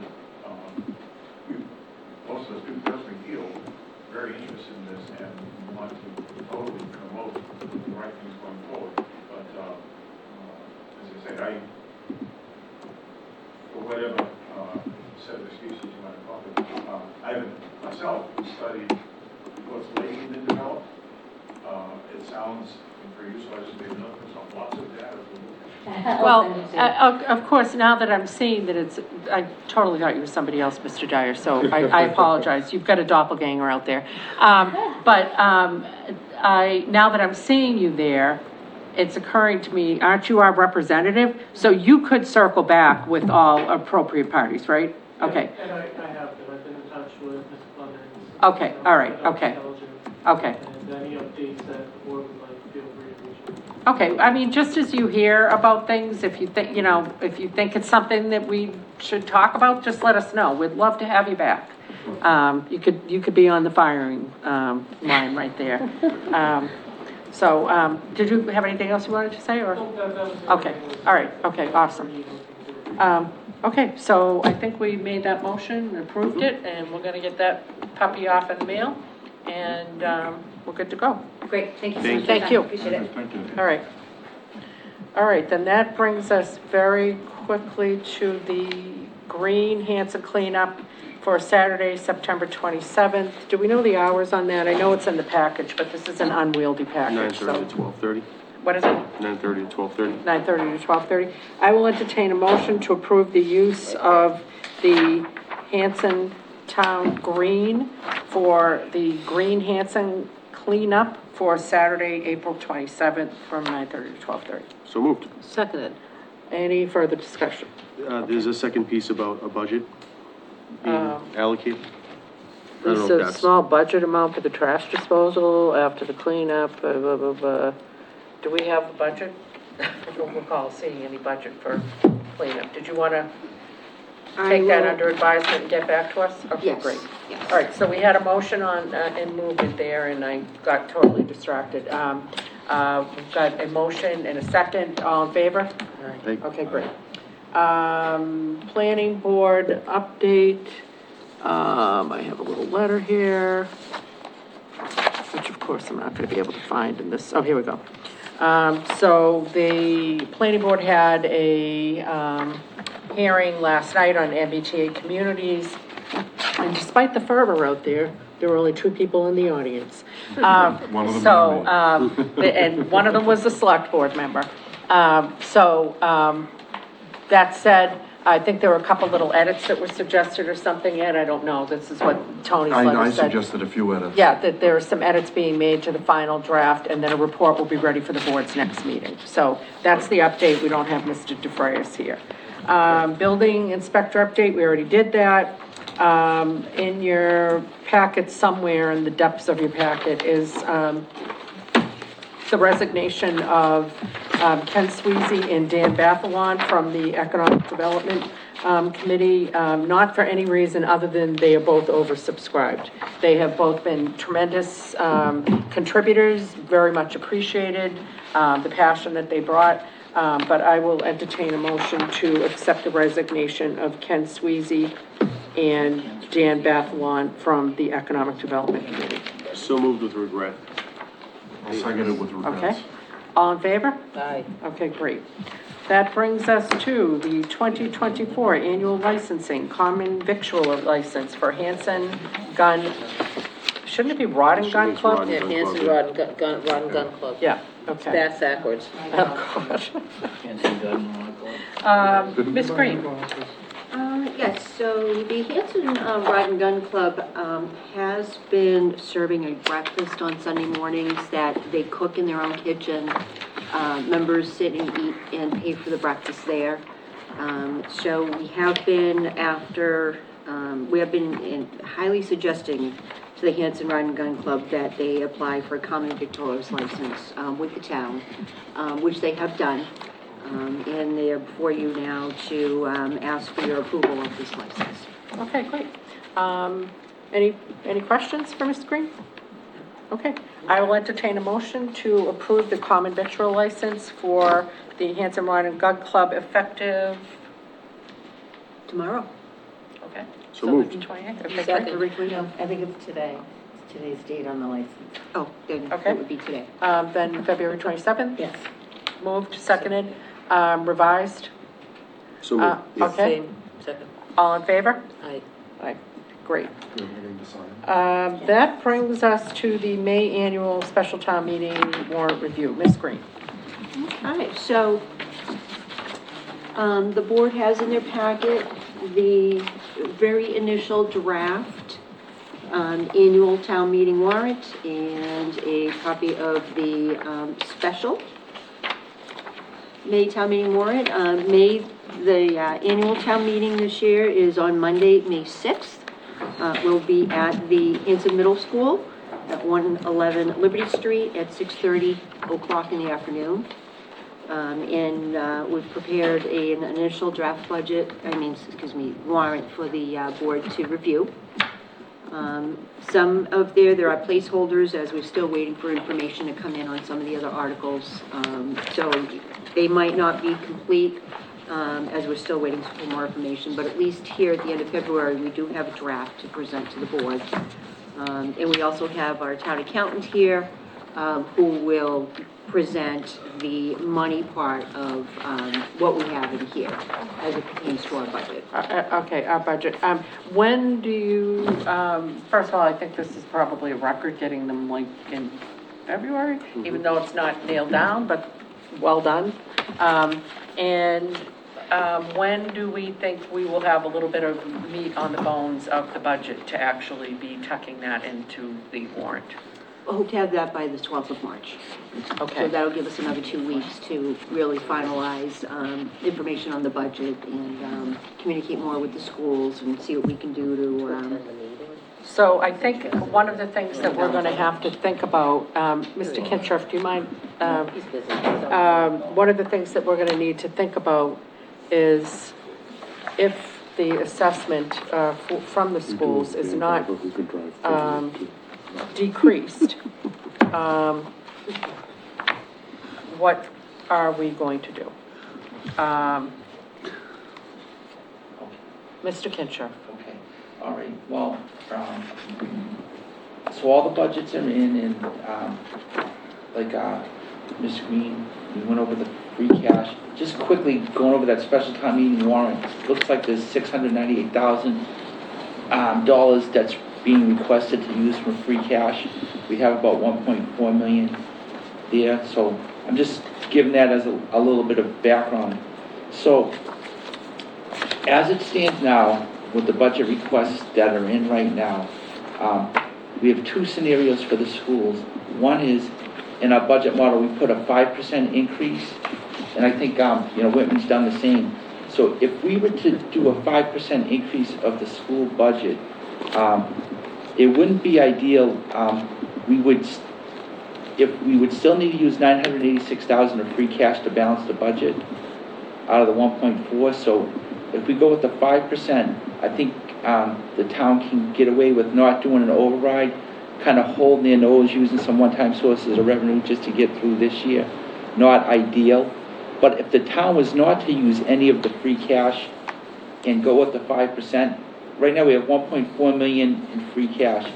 And ideally, if all that went to just capital projects, we'd be looking at a $960,000 shortfall, even at the 5% level. So the decision points are at the 5% level. Like, the board would have to decide, are you willing to have a no override budget using, free cash for the operating budget? Or would you rather have a more structurally balanced budget, but that would require an override of $960,000? Or, alternatively, you'd actually have to cut $960,000 from the budget to have it operationally structured. So that's kind of like the decision points on the 5%. Now, at the 10.2%, it's a $700,000 swing. So factor in the 10.2% increase If we used no free cash for the operating budget, we'd be looking at a $1.7 million override. And if we used 986,000 with the 10%, you'd still need an override of like 700,000. So that 10.2%, this is the year that type of increase, you'd have to make a hard decision. I think so. So that's the basic way that it's laid out right now. I actually did a little notes here just to see what the effect of an override would be to the tax rate, to like the average tax bill. Don't hold me to it, but it ranges from, you know, a $171 increase per year to a $413 increase per year on like a home valued at $500,000, like just preliminary numbers. So that would be the yearly tax increase of these variations of like overrides. So that's kind of where we stand right now. So we'll have all the numbers. Right now the Finance Committee is doing a great job. They are going through all the budgets, so if there's any tweaks to be done in the submissions, they'll come and they'll make recommendations and so forth. So today, in your packet is a letter from John Galvin, who used to be on the Finance Committee in Whitman. And he said that he had anticipated reading this at a meeting, but he couldn't be at their meeting. So, and it says, well, here we are standing on the edge of the fiscal cliff with the Whitman Hanson Regional School District. There should be no surprise that we are here.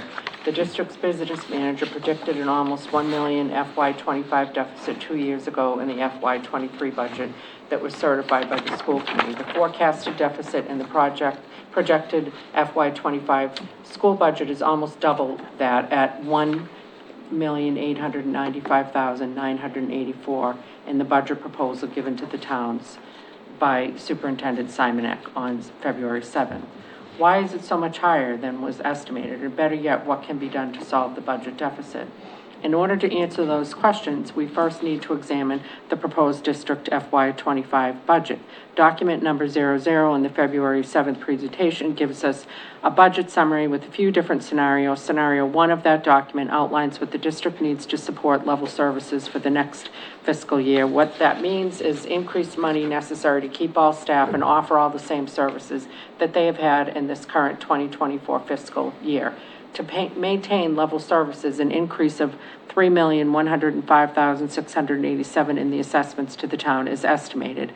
A 10.2% increase to Hanson, 1.418,136, and an 11% increase to Whitman, $1,956,053. Scenario 2 in this document shows a second district budget. The scenario caps the increase of the assessments to the towns at 5%. This is the percentage that Whitman has been telling the district for 5 years now. That is the maximum increase that the town can sustain given its estimated increase in tax revenue every year. Currently, this 5% estimated assessment increase is what the finance committees and the town administrators are using to prepare for town meeting. It is this gap between these two funding scenarios that generates the possible $1,895,984 deficit in the district's budget. To get to the bottom of what is causing the district deficit, in my opinion, it's important to review all the other revenue sources that the district receives outside of the town assessments. In the FY24 current budget, it is well known that the district used over $800,000 in pandemic aid money called ESSER.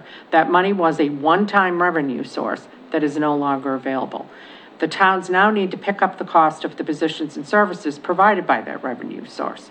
The district also used $500,000 from excess and deficiency. This is basically the district's emergency savings account. This is also funding the district is wanting the towns to pay for this year. Both of these revenue sources are considered one-time revenue sources. Since they are no longer available, the towns are expected to cover the $1,300,000 lost from these sources. Unfortunately, there is more bad news for the district when it comes to other revenue that it has lost. Document number 25 shows the revenue that the district receives each year from federal and state grant. In FY '24, the district received $1,978,703 in grants. In FY '25, the district is projecting that they will only receive $1,590,000 in grants. This is an additional lost revenue of $388,703 that the district is expecting the towns to pay for this year. And on top of that, the state aid, often called cherry sheets, is expected to be over $130,000 less than it was last year.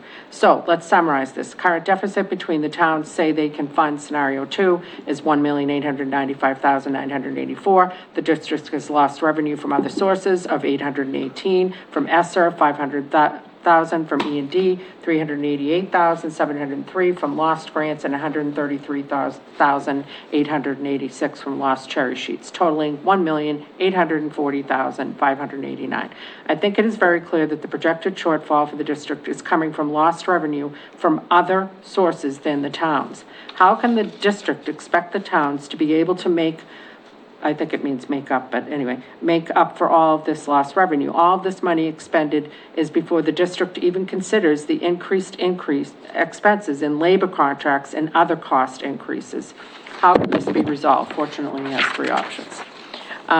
The district sticks to their scenario 1 and certifies the budget to the assessment to the towns of $3,105,687 increase. If they do this, this will force the finance committee to use this assessment in their budget, and that budgets that are submitted to town meetings. By mass state law, finance committees must submit a balanced budget. So if the school committee certifies the full budget, the finance committees will be required to make significant cuts to other town departments in order to balance the budget.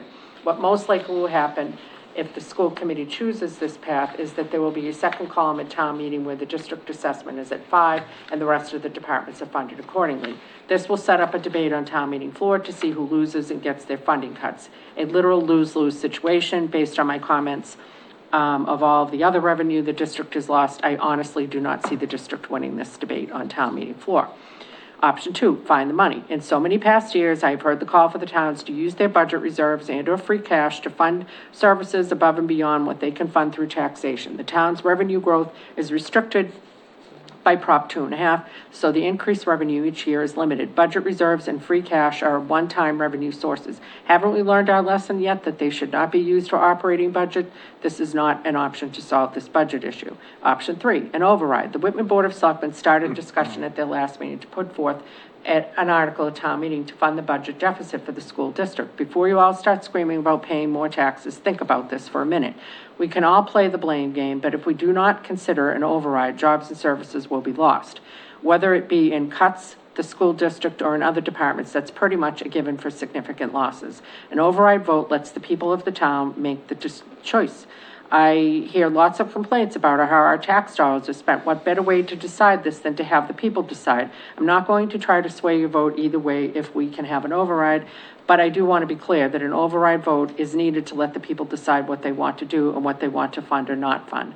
I strongly believe that an override vote should be to determine funding for the school district above and beyond a 5% assessment to the towns, as outlined by the Whitman BOS. As I have written above, the lost revenue from other sources to the district is clearly the issue causing this deficit. The district needs to be the department with the risk of a failed override. The district needs to take the lead in making their point to the voters on why we should approve an override or bear the weight if it does not pass. I call for the school committee and district administration to work with the towns to certify a budget that can be structured in a way to let the people decide. Any other way is a lose-lose scenario. Thoughts? My first thought is, what has the school district done to address the issue internally? I can go back to the meeting that I attended, the joint meeting, where we found out that they had hired 31 additional non-education staff members for whatever reason with this one-time funding. Mm-hmm. These people are all absolutely necessary and all of them have to keep their jobs. Why do we have to lose our police and fire to keep those people employed? Sorry, that may be hard, but that's the way I feel about it. I understand. I agree 100%. I understand. This is- Yeah. I feel like with Animal House, and we're saying, thank you, sir, can I have another? Yeah, exactly. Ed, I can't believe you just said that. Please, sir, may I have another? It's hard to argue with that. I mean, I understand that the schools, are seeing all kinds of things that we never could have predicted before COVID, all kinds of needs for emotional support and, and all kinds of issues that are cropping up as a result of that. I 100% get that. And that, of course, changes, the costs, because you need some additional staff to address those concerns. I personally found it galling to read a headline that said a truly level-funded budget, when it wasn't a truly level-funded budget. It was a budget that was including money that had been used, one-time money that had been used, and they were sort of acting like that was the budget that was just going to continue. And I wouldn't have been galled if it had been discussed openly and honestly, and just like, look, we were in a certain kind of place, and we did what we felt like we had to do to get through, but to say that it was a truly level-funded budget was, Level funded from the year before, but the year before was added all this additional money. I think, the reason I read Mr. Galvin's letter, although he's never been on our FinCom, I've long admired his analytical abilities, and I've long admired the way that he kind of thinks through some of the, and even though I will tell you, there have been times when he was like, Hanson should pay more, and I didn't agree with it, but I agreed with his analysis, and I liked the way that he tries to, kind of like impartially lay out, like, look, here's the deal. You're either both potentially going to lose, one of you is going to lose, or you could come up with some kind of a compromise. I don't think we're in a place tonight to necessarily decide what to do, but I guess my question to you guys is, to think about, do we want to do what Mr. Galvin has suggested, which is say to the school committee and the school administration, we are living within our means, and we are doing what John Madden has told us to do with our study, and we've given all the department heads that, and the FinCom is certainly, when they're going through, they're not done yet, but when they've finished, they'll be making cuts all over the place to things. And so I think by saying, look, we're not saying that we wouldn't support an override, but we're saying it needs to be the school override, because we're not asking for more money to run our operational, we're staying within our operational budget and what we've budgeted and what we discussed and what we've committed to people. If you change what you're asking for, then I think you need to kind of take the lead on asking for that additional money. I don't know where you guys, you don't have to answer this tonight. So it occurred to me that maybe there's two paths, right? If the school, I think John kind of said it, we would have two budgets. Well, actually, he didn't outline this. This is my own, that we would have two budgets. One would be the 5%, which is what we're saying we can afford. And then the other would be, if they want to do the override, it would be with the 10.2%, or hopefully it's going to come down from that. They'll find some other money to winnow it down. And then the voters decide what gets funded for the schools. Yeah. One thing, we keep saying 5% and 5%, and Whitman said 5%. We said a lower number. But we then kind of slip into okay, we'll do the 5%. I don't think we agreed as a select board that we were okay with 5%. No, I don't think we've taken any, I don't know what we've said really as far as the vote. It was 4 something we said, like. I thought it was 3.8. Yeah, it was close to 3. Yeah, well, I think last year we were looking at 3.5, 4.5. That's right. We were looking at those numbers. So do we want to have that conversation? So that Ms. Green knows what we're supporting? I think we had the And now they wanna conversation. keep I them. suggest Well, we- you're saying you, We with did not. 5%. Isn't that what they the- want? the- The reason I was thinking the 5%, because it's like, probably, take the finances off it, but it's probably like the most practical thing, because it's not 3, it's 5, it's like a little bit, a good compromise, and then Whitman is onto the 5%. So like realistically, what happens is, if town meeting doesn't vote the budget as presented by the school committee, no matter what number, it's considered a rejection. Yes. So Whitman would do the same thing. Then I think the next step is they either revote the budget at the 5%, or I think they call for a whole district-wide. It's a super town meeting. Right. Which we're trying, like. So I'm yeah. thinking, like, as a strategy, I mean, it's almost like, yeah, we don't even like the 5, but we're willing to do it just to get us through. But I think if you're gonna pick a percentage, I think you'd have to do it in conjunction with Whitman to make it practical, because if not, it's probably gonna be just like some symbolic, I would think. Right, so, yeah, you're right, we do have to harmonize, otherwise it ends up going to a super town meeting, and that's a waste of resources, time, emotional energy, all of the above. So, does anybody want, Ms. Melissi, we're just gonna deliberate a little bit here, and then I'll definitely. I was just saying, you can't be at 5% if Whitman's gonna be at 5% split of the school system.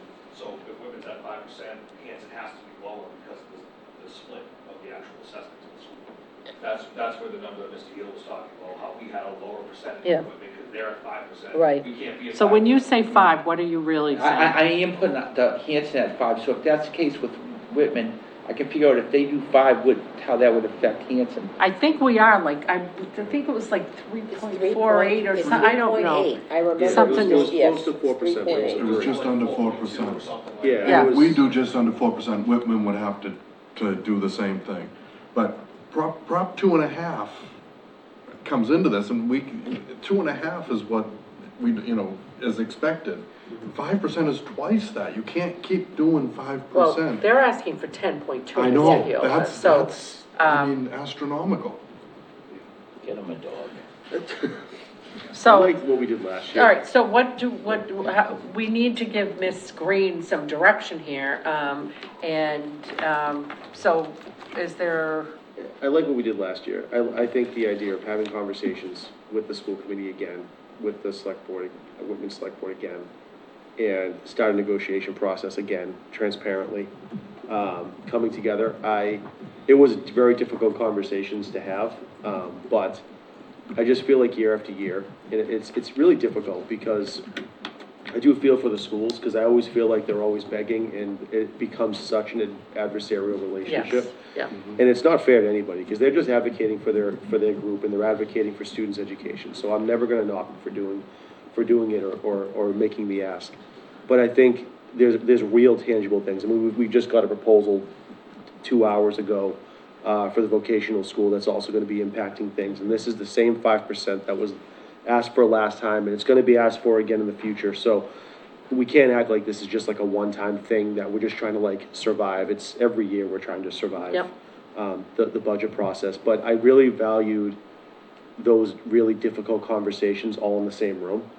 And I think the sooner we start that again, I think the better off we're gonna be, because just kind of talking through the TV at each other and talking through YouTube towards each other, it's not really helping, and it's not really getting at the crux of the problem, which is we're a regional, like, Yeah. we're a region. We're partners. We have to have conversations around this, so Do you my guys want me to recommendation is reach to do out? that. I mean, I'll reach out. I don't, this is all contingent upon others being willing to do that. To be willing to do what? The three-party, it was an extremely painful process, I'm not going to lie. There was a fair degree of saber rattling, and I don't know how we have a more productive conversation. That's why I hear what you're saying, it does need to be more Open. collaborative, like, just like, let's be real about it. But Well, it's also a good start, because usually we get these budget numbers so far closer to the deadline. Yes, Than that's- even that we're getting now, so I mean, That's I don't true. understand why, like, there's nothing, in my opinion, we're gonna have meetings anyways. We might as well have meetings that start the conversation, and if they don't go anywhere, and it just turns into then we just do our unstoppable own force, thing. immovable object, then we go back to what we've always done, which is just, again, talk through our minutes and. All right, so let's back into this, ladies. What's our deadlines for closing the warrant, for printing the warrant, for like all of that stuff? So we're gonna close the warrant on the 12th March 12th. and approve on the 19th to get it to, the printer. I need at least 2 weeks. I'd like 3, so we're not. All right, I'm not trying to be controversial here, but I guess I am since I'm saying that. But is there an option for us to support the rest of what we need to do for the town meeting warrant, printing, locking down, yada, yada, and then allow us some flexibility for like a handout for the school budget, so that we can buy some more time? Because this is a lot of different people trying to coordinate a lot of different schedules, and I just want, I want to try to think about how we can add some flexibility into a process that I have to say has worked beautifully, and I don't want it to be like it was a couple years ago where, we were like running around like chickens with our heads cut off. This is great, we're organized, we're on it, but to Mr. Weeks, what have we got to lose? Yeah. We've got a lot to gain and nothing to lose. Well, the thing that we have to lose at this point is a lot of people continuing to have an inability to balance their checkbooks, figure out what the funding's gonna be like. We have a whole bunch of people that have uncertainty with their jobs, not just in the school, but in other departments. I think we have to do our due diligence, and, there's a lot of unfortunate stuff that comes with budgeting and budget cycles. So I just think first and foremost, I think we have to do our due diligence to make sure that we do this right. And as transparent as we possibly can. All right, thoughts, you guys, on I've this already wavelength? said my You thoughts. look like you're, yeah, okay. I want to know what they have done, seriously, in these negotiations, I want it to come out what they have done to consolidate and eliminate and economize in that department, in that school district. That's a fair- what I it's a fair I wanna know question. that.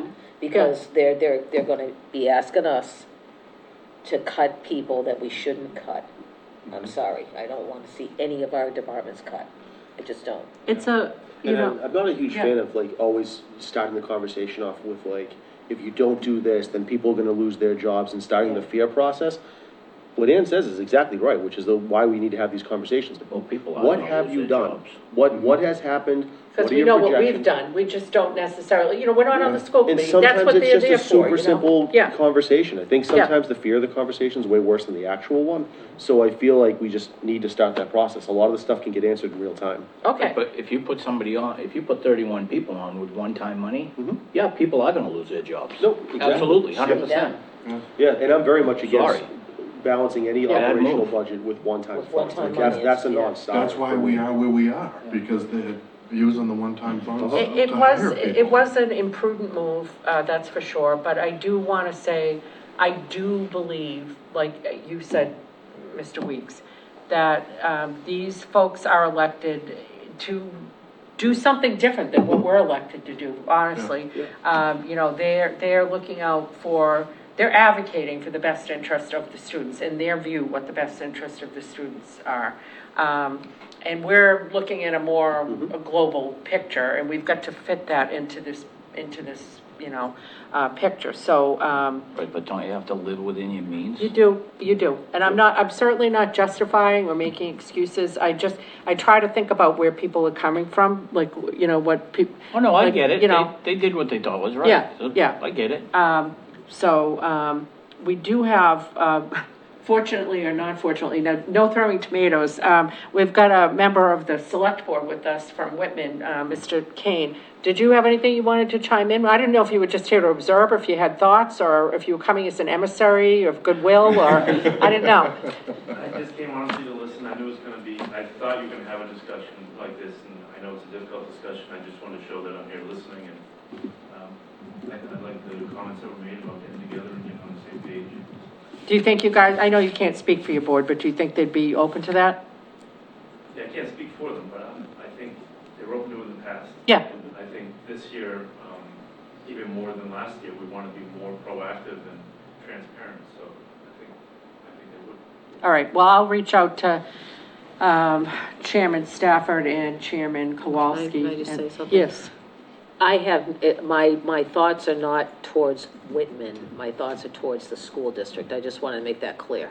I know you guys have a lot going on over there right now with, building projects and everything else that you're having to deal with, so they have a lot on their plates. I mean, not that it's really any of my business, but I honestly am like, would an override even pass in Whitman? I mean, you just had a new DPW, a Yeah. new school, like, Yes. holy moly, that's a lot of, like, but not my monkey's not my circus, right? I mean, I've got my own thing going on, but I did, in my mind, I thought, wow, I don't know if it would pass over there. I think, just quickly, my own perspective on that is, one, there was a pretty good school support in Whitman, right? Yeah. But to John's point, and I read his paper before I got here, what if we don't put an override and the school does ask for more, right, than what we can afford? Then we're stuck on the town meeting floor, Yeah. fighting it out. And Nobody wants that. That is a catastrophe waiting to happen. And there's a lot of pitfalls for the unwary, because if you're on town meeting floor trying to fine tune what is an extremely complicated machine, something's going to go awry. I totally am against anything on the fly type of stuff, so. There's always two ends of the spectrum that I'm always fascinated with, and it's trying to fund operational costs using free cash, or any other one-time Yeah. funding source, doesn't make any sense. But then also using the term just override as if it's the silver bullet to solve all the problems. Both of those things are not guarantees. Both of those things are actually not fixes. So I No. think a lot of the times we have to have, again, to Ann's point, we just have to have a conversation around what has been done, what are the operational steps that have occurred, what types of strategies have you employed before using the one-time costs, override, or layoffs as the only solutions that exist. And there's so much more gray area that I just need to have answered before we can even consider one of these options, or a fourth option that just wasn't listed, just because these are the things that were No, listed. these are just his. And, and very rightly so, and I agree with everything, pretty much everything that he articulated, so there's nothing really much there to edit or to criticize. I just think that there's a lot of gray area that I have to do There our is. due diligence in figuring that out. And I mean, the bottom line is, we've been over this, we're like, kind of like, gerbils on a wheel a bit here. We only have so much new growth. We can't create it. We're trying like hell. The Economic Development Committee, just a little plug, is trying like hell along Main Street. But until such time, even that, it's not gonna move the needle. If we have a large part of what our budget is, which is the schools, continuously growing at the rate at which they're growing, and I'm not impugning anybody and I'm not throwing shade, it's a fact. They're growing faster than any of our other departments. Budgets, yeah. And we just don't have that growth. It's a simple math problem. The other demographic that's growing is senior citizens Yes, and fixed incomes in yes, this town. exactly. So you can't always just be like, well, we have to fund this thing. Well, the people that we're asking to pull funds from, it's not like their social security's going up, it's not like their fixed income's going up. No. So it's not Yeah. keeping the same pace, so Yeah. there's a lot of questions that I just have. The senior citizen demographic volume is going up and the Yes. student enrollment is going down. Yes. Right. And it's, Yeah. and And I it's just- not And the making school sense. budget gets larger and larger with fewer and fewer kids. Yeah. It's- Yeah. And if we look at the beginning of this meeting, when we talked about the South Shore Tech, Yeah. it's actually going down. The I amount The we're paying enrollment's them- going had a down, but we have a. conversation- No, the amount we're paying them is going down. I had a 60,000 conversation with less. the, Because our enrollment's going someone down. who's a we don't have principal, Totally applications. side bar, yeah. I had questions about that too. I have a But yeah. conversation with a principal of the, down Bourne, and she said that they're having their own battles with the VOTEC, she says, stealing their students. So the Interesting. kids are leaving the public school system, going into the vocationals and going into other private schools. And they just don't have the students numbers that they used to have, and it's a continuing problem. She was kind of funny. I was talking to her about South Shore Tech, and she was like, yeah, and then I don't know what's the name of there's a vocational school down there, Bourne Way. It's like a Cape Cod. Upper Cape Regional. Upper Cape, yeah. Oh, I she live said- down there. And so- she said, when they're having their presentations and stuff, or they go into a school trade show or whatever, they're giving out all these gorgeous gifts, and Lisa's lucky if she can give you a balloon. There's no money, Nice balloons. so. Yeah. Laura, one, Yes, Mr. just the Kane. timeline on if an override was to be placed on the ballot. What's the timeline on that? So I mean, you have to have it at least, I would say, to get it on the ballot, I think the town clerk is gonna need to get that printed up. I'd say Is there, well, 30 days. is there timing specific to an override, though? Yeah. I don't know why in the back of my mind, it's like- What her timing is on it, yeah, because I'm unsure on the timing. Well, if it was after town meeting, did the vote, you've probably done it before, you have a vote, a contingent vote. If the override passes, this is the budget. If it doesn't pass, this is the budget. Yep, Which is what we did in 2021. yeah. I just mean timelines that come quicker than. Yeah. Yeah, no, I'm gonna have to call tomorrow and see, I mean, I feel like, hope you guys don't have plans next week. No, I don't know when we'll be able to pull everybody together. It is a large group, so, okay, all right. Well, thank you for joining us. We always like to have outside, like to have visitors. We like to have people joining us. Any questions for Mr. Kincher? Okay, so by the 12th, we'll have our act even further together. We'll have the budget included in there, hopefully have some final numbers, or near final.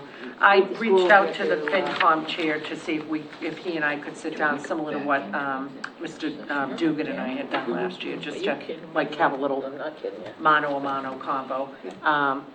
And then that way, we can hopefully be united. Yeah. Okay, anything else on the town meeting stuff? All right, thank you, Mr. Kincher. Thank you, Mr. Kane. Thank you. Sorry we came Please in early. say hello to our brethren in Whitman, Mr. Kane. That brings us to the town administrator's report. So, You already did that. did you guys? No. Oh, okay. Just asking a question. He's All right. asking about Just asking. the schedule tonight. Oh, okay. All right, so the town administrator's report, you guys should have, The report? I'm sorry, I didn't mean did- report, sorry. Wait a minute. It's been a long night with a lot of moving parts. Did we skip this? The, No, we're doing No. town administrator review. Review. review, Yeah. okay, review. Yep. We each, the process for the review was that we each filled out a review from our perspective of Ms. Green, and then we forwarded that to Ms. McDowell for her to compile and for her eyes only, so that we would not be violating open meeting law by deliberating, by showing each other what we had written. So tonight would be the first time that you are seeing in its entirety, and of course I can't find it now. right here.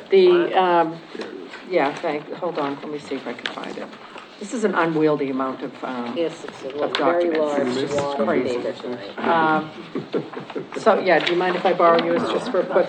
All right, so, just overall, the rating was 1 to 5, with 5 being the highest. We had a lot of different characters, different categories. And overall, I would say it was a fairly positive review. Most categories were 4. We have things like exercises good judgment, mental and physical stamina appropriate for the position, exhibits composure, appearance, and attitude, assists facilitating decision-making without usurping authority, carries out directives of the board as a whole, sets meeting agendas. I mean, I'm just paraphrasing. I would say the average overall was 4.2 in the first category, 4.0 in the second category, which was professional skills and status. Relations with elected members of the board was 4.3. Policy execution was 4.1. Reporting was 3.9. Citizen relations was 4.1. Staffing was 4.0.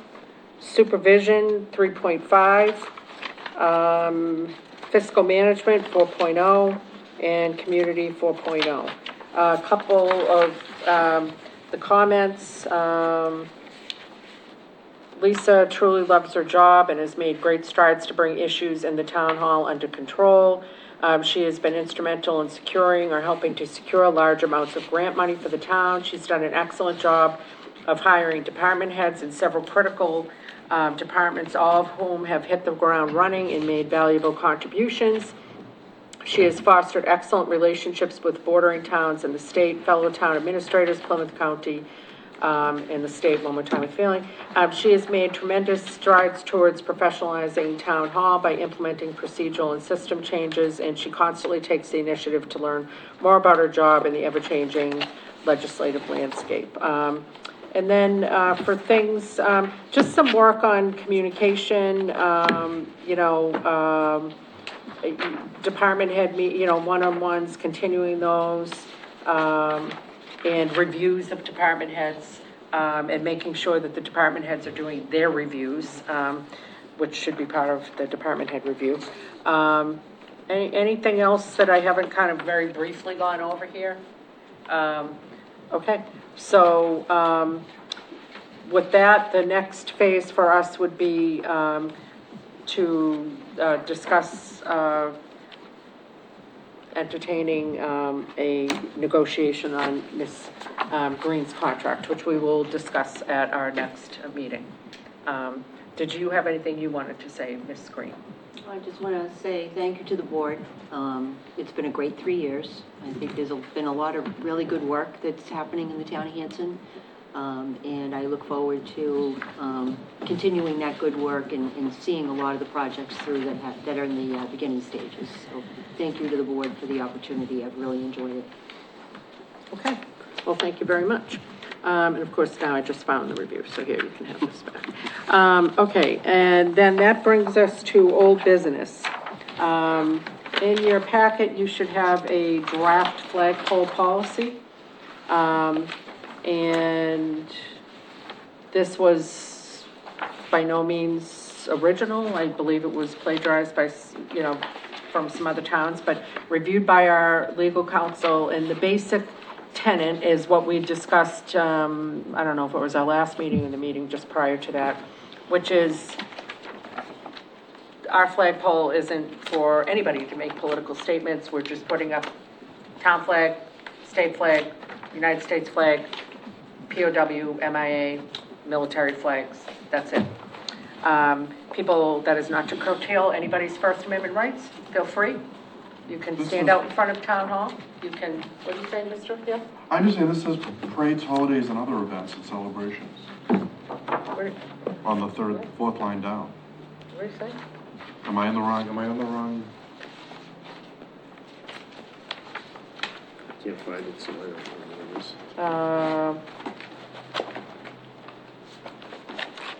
Well, if people are gonna have parades, they can have their own flags, Right. their organizational flags, Yeah. I mean, that's standard.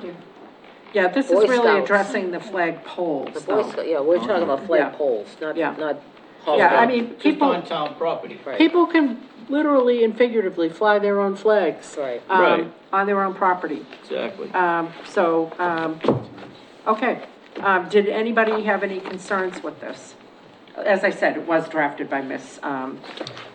Federoff after we discussed it. I mean, are we gonna, Yeah, well, I as don't know. well as any other flags deemed appropriate by the town for parades, holidays? But this is the flagpole policy. So, Where are you reading? I'm sorry, I'm just having difficulty. Okay. Very first sentence. And it's the And other flagpoles events on and town, celebrations. it's the Is that- flagpoles on town property. Yeah, but the Right. first sentence talks about parades and, Now, hold Right, on. parades Everything and other than holidays, that. the fourth Yeah, line you down. know, I. Just Lisa, strike it. Yeah, I agree, Mr. Heel. We'll Why take would that we line want, out. as well as any other flag deemed appropriate by the town for parades, holidays, and other events and celebrations? yeah, don't like- I would just start with the choice, by the town. Just- Let's think this through. Is there any scenario in which, I was just thinking like the 200th anniversary, but we've got another 25 years before We're we have to do- specifically discussing flag poles Right, here. flag poles, we're not Nobody's talking about walking parades down and the stuff. street with Okay. a flag Yep. pole. All right, Yeah, so let's. yeah, unless so you're we talking wanna about town delete- hall's flagpole, walking down the street. Well, know? you never know. People can get carried away. Well, we should write a policy, you can't dig up the pole and take it down the street. Yeah, we'll do a policy on our policy. It could be. All right, so we'll, the choice by the town, which was declared to the Blah, blah, blah, blah. All right, so you're saying you're fine with it as long as we strike that as well as any other flags deemed appropriate by the town for parades, holidays, and other events and celebrations? Yes. Okay, I agree with that. Anybody else have a problem with that? That's a good All right, great. So, Ms. Green, you know the language we want to delete? Okay, all right, so I will entertain a motion to approve the flagpole policy as discussed with the modification of the removal of the, as well as any other flags deemed appropriate by the town for parades, holidays, and other events and celebrations. So moved. Second. Okay, all in favor? All right, great, great. And then that brings us, Liquor license. well, we don't have a time, oh yeah, that brings us to approve the open session minutes No, of February right 6th. here. I will make a motion to approve. And I second it. Any discussion? Okay, all in favor? Aye. Fantastic. That brings us to the one-day liquor licenses. I would like to entertain a motion to approve the liquor licenses as presented to you in your packet. So moved. Second. I am abstaining because I am part of the Oh, food the pantry food pantry. fundraiser, but all in favor? Aye. Okay, great. Then committee updates, Economic Development Committee, really not much to update you guys from what I gave you an update on the last time. High Street Park Committee, Now that we haven't had the ability to have a quorum the last couple of meetings, we have another meeting scheduled. What is it, 18th? That's what I'm understanding, not what my schedule is, remember that committee. Madam Chair, I just want to bring up one thing, and Joe may have this, regarding that property. You might recognize Oh, that. that's right, that's right, that's As right. chair of that committee, you might want to offer comment, but we think it's just a sensible recommendation, Mr. Heald, to note this conservation manages the property behind the future park. But the damage is happening, and this could create trouble. Do you want to take a moment to address it? Do you want Well, to read it? You can summarize it too. I mean, it's a quick read, so Okay. I would suggest you read it into your record. Yeah, so Mr. Clemens asked me to do this and I completely forgot, so I apologize, and thank you for being here, for reminding me. All right, so I'm just gonna read this, just as part of the High Street, update. So this was a letter from the Hanson Conservation Commission asking us to address this, related to, vehicular traffic and some concerns around that related to High Street. So really quick read. Since the completion of the new Bay Circuit Trail at the, formerly known as the Park Perimeter Trail, at the former Plymouth County Hospital property, there have been a growing number of incidents involving motor vehicles on the walking trail. Conservation Commission has addressed this issue in the area which are under the Commission's care. We've installed concrete barriers and chains at the base of the hill below the water tower. However, vehicles continue to access the other sections of the trail to the south of our barriers and also from the road behind the community garden and from the old hospital entrance from Lower High Street. Vehicles have been witnessed traveling along the perimeter of the meadow where the hospital once stood. Traffic has created a worn and rutted track around the meadow. In addition, the new trail surface has been rutted by vehicle traffic. More recently, large quantities of trash are being dumped along the former driveway off High Street and around the large tree at the end of the old paved driveway near the large spruce tree. In fact, over the past few weeks, 2 40-gallon trash barrels filled with trash have been left around the tree. One of the informational trail side signs was destroyed, having been struck by a vehicle. In addition, a sofa was dumped at the side of the old driveway. Conservation commissioners and staff have received complaints from neighbors regarding these issues. Restriction to motor vehicle access similar to what the commission has used are inexpensive and easily installed. Inexpensive. We urge you to consider taking action to help control the damage to the property.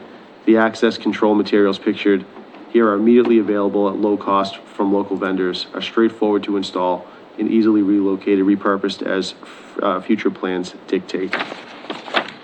Some photos if you're interested in this stuff. so But, I'm sorry, so what is the action that we're being asked to take and who is taking the action? I guess to formally prohibit vehicles from being on that property that are unsanctioned from doing that. They're already prohibited by law, but there's no physical prohibition. Yeah. We have a simple thing that works down the foot of the hill, because we used to have people driving way down. They don't anymore. The photos there and the document, Sure, I'll see it. they're readily available. And Well, Right now, okay. everyone's losing because traffic is being exposed. Oh, I walk there, it's disgusting, yeah. It's not beautiful, but it also is practical. So, but who would be The purchasing? town owns it. Board of Selectmen actually supervises it. The High Street Park Committee has a role, but also has. I understand, Mr. Clements, I'm just asking, who is it that you're asking to do this work? You know, are you asking that we have the highway department do this work, or that we hire a contractor, or that you don't, you're kind of like neutral about it, you're just saying the work needs to be done? I'm just unclear on what the to-do is. The contractor who did the work for conservation still is in town and still does those kinds of work. So it would be like a three-ticket total cost, but the Conservation Commission cannot do on property that's not under his care and custody any more than it's already done. Whether it's the High Street Park Committee or the Board of Selectmen, to which that committee is responsible, or whatever your decision is, we hope you would join everyone else who walks there in putting a very simple, affordable fix in place that looks like that. So I think. It's a better one, but this works. Yeah, so to clarify, I think they're asking us as a select board to do that. Me as the chair of the High Street Park Committee, we don't have a budget to be able to do that, but since we are tasked with overseeing, maintaining, and, you know, basically seeing the property, we are a subsidy of the select board. So I would recommend that we foot that bill to make sure that, that area is, Well, why don't we get some resources. estimates? Can we get some estimates? And then let's take it from there, because we've got town meeting coming up. I'd ideally like to see it addressed before then. If we've got budget, then great, if it's not a heavy lift. But if it's, you know, bigger than a bread box and we need to put an article, then let's put an article in there and do it the right way. I mean, it doesn't make sense for, all these volunteers to do all this excellent work and then have, you know, well, I'll just save my editorial comments about my opinion of people that would do this, but, so, yeah. Yeah, I don't know whether is it something that we can do, like, within the budget that we have now to put Does up? Jameson have a have number? barriers and stuff he can just put out there? I can certainly reach out, yes. Okay, Yeah, because if we can do that, To see if that's an highway easy, can help us out with that, Yeah. yeah. that's an easy action Yeah. step. even if he can do something like quick and, you know, that addresses some of it, and if there's something more comprehensive that we need to do, then we can look at that. Yeah, and we can add that to the next. I know that there's any number of granite blocks out behind the highway department now that could use. What we have, what our experience is that, something that's, maybe he has blocks like this too, Jersey barriers or something, some combination of large removable objects that can be moved when it's necessary. Yep. Connected by chains, if we disconnect this together, whether it's fire department or someone else, the things work. And having nothing there for the last 10 years has been nothing but a headache and a problem, and we need the help of other departments now to remove this trash. It's not like, oh, it's just getting worse and worse. It's a headache to town departments as well as to the general public. This is where we need a DPW, Mr. Clements, but we don't have one, we've only got highway, so, yeah. We'd like to invest in half a dozen of these, we call them headache blocks, and a few tens of feet of chain and a few padlocks to use maybe other places too. When we don't need them anymore at the hospital, they move them to somewhere else, or they put them behind the building, wherever the next crisis thing is. Yep. This is not a hard thing, except in the administration thereof. Okay. Well, you're never gonna stop people from throwing trash. Well, you'll stop them Never. bringing it with a vehicle. They're not gonna. They bring it with a vehicle all over town. You go up to Brook and there's. No, but he's saying they won't penetrate that far No, into they'll the. just get into the- Yeah, they'll leave it on the side of the road. They'll throw the sulfur next to the stone gates. Yeah. Right next to it, instead of 100 yards in. Right. Well, good luck if they do that. But 100 yards in is access control is how security happens in Yeah. the facility everywhere. And this is what it's all about. No, all right, well, we appreciate you bringing that to our attention. That's Yep. my main- And I'm sorry that we tortured you so long by waiting for this. If I had known, I would have pumped you up on the agenda, and I know you've got to be here for executive too. Anything else this is tiny. Put a game Okay, camera all right. out there. That's a good idea. Yeah, it's a great idea. Okay, so McQuon Property Reuse Committee. Oddly enough, I was thinking about this yesterday, and I was thinking, when is our next meeting scheduled? The last meeting, I don't think we scheduled another meeting. Exactly. No, I thought you did for May. We're all done for the May? Do it for May? of March. That sounds like quite a bit. Anyway, you can get back to me on I know that. there's a meeting. Recreation Committee, we know where we're at. Mr. Clemens, are you joining us for the Conservation Property Executive Session? If you so desire, I certainly can. Yes. What I couldn't discern was what executive sessions you might want conservation in and when you don't. Yeah, we'll prioritize you, but we're about to, after we get the town administrator report, we're gonna go into executive session and we'll put it, I'll be very handy. all right, we'll put it right at the beginning. Okay.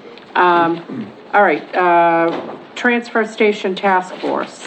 Ms. Green, just, I'm sorry.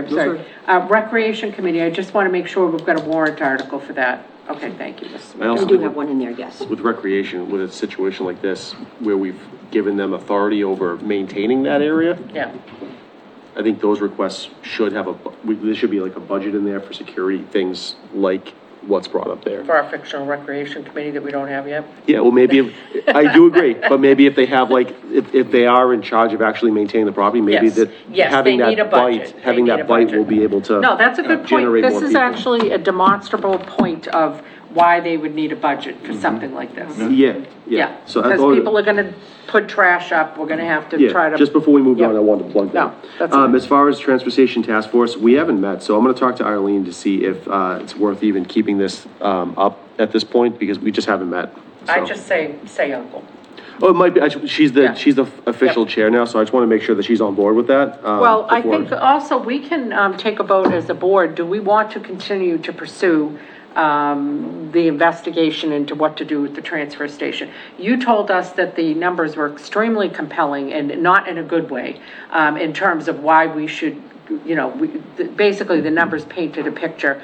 The transfer station's a very fiscally responsible thing to do. It is not, like, if we close down and have to transition and have to lay people off, all this other stuff, and then we get held hostage by curbside, pickup, those costs are, Yeah, so again, the task force wasn't created to tell the town what to do, it was just to gather the data. yeah. There is no data that has been gathered to this date that we would make a recommendation as a task force to change anything that's happening Okay. currently. So, all right, so, yeah, see if you can talk to Ms. Diaz so that we can just, Yeah, that's what I'm thinking I'm gonna do. yeah, just, let's call it. Whitman Hanson Regional School Agreement Committee, there was supposed to be a meeting on Monday, but it's being rescheduled. I don't know what the new date is, but it will be rescheduled. Any other committee update? All right, Mrs. Green, that brings us to your town administrator report. All right, Madam Chair, Mr. Vice Chair, and members of the board. So I want to note that our master plan update is underway. The town received a grant towards the update.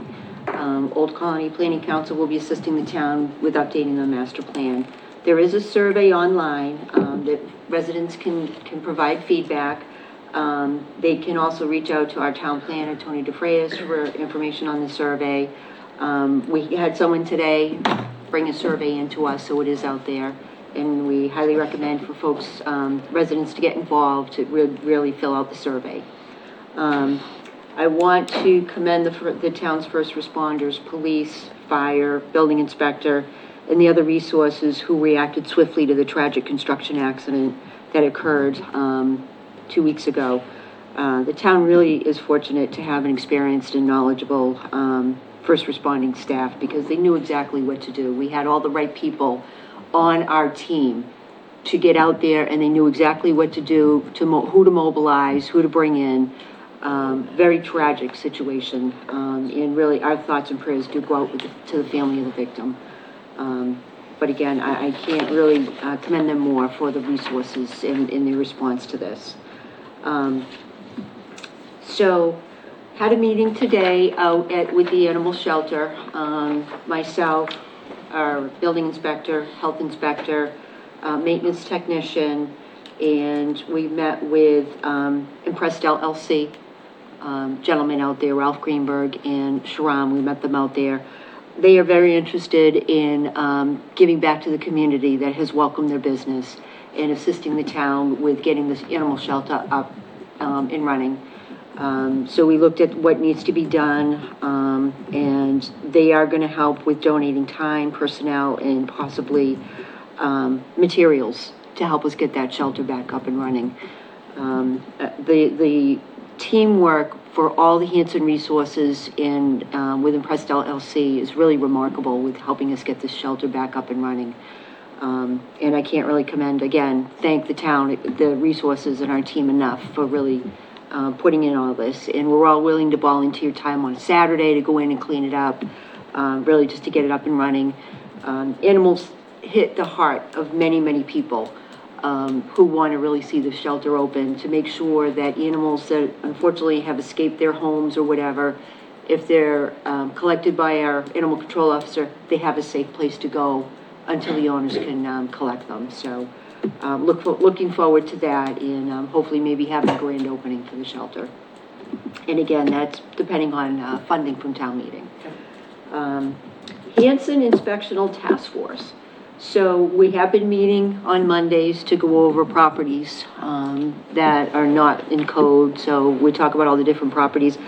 We've invited our assessor, Lee Gamache, to join the team as well, because she can bring issues to the task force that we wouldn't know of. And again, we can bounce things off of her. So she's really a very, very valuable member to the force. And I think this task force is really going to do good things for the town, because we're all departments are talking with each other. So when you have those people that like to go to one department, oh, I don't like that answer, I'm going to go to this department or this, we're all talking and we're all on the same page. And I see this, something like this, capturing revenue that the town has lost out on for people that have not taken out permits, building permits to put decks and things like that on. And Assessor Lee Gamache, she caught something very important that the task force is going to look at. So really, I wonder if this could be a model for other towns to follow as well, to show that we're all talking to each other. I just love it so much. I love the collaboration. I love that, you know, how much more we've been able to move the needle on enforcement because everybody's working together. Yes. It's not just business either, it's residential as well. You know, to get the people who have put in-laws or, you know, illegal, have done things not the proper ways. So it's really a great task force. So I attended the Bruins PJ kickoff event at the library this week. It was very well attended. I heard, I'm sorry, it was last week. Yeah. Very well attended. A lot of young kids were there. They were so excited to see the Bruins mascot Blades there. Blades assisted in storytelling and photo opportunities. All the kids look like they're having a great time.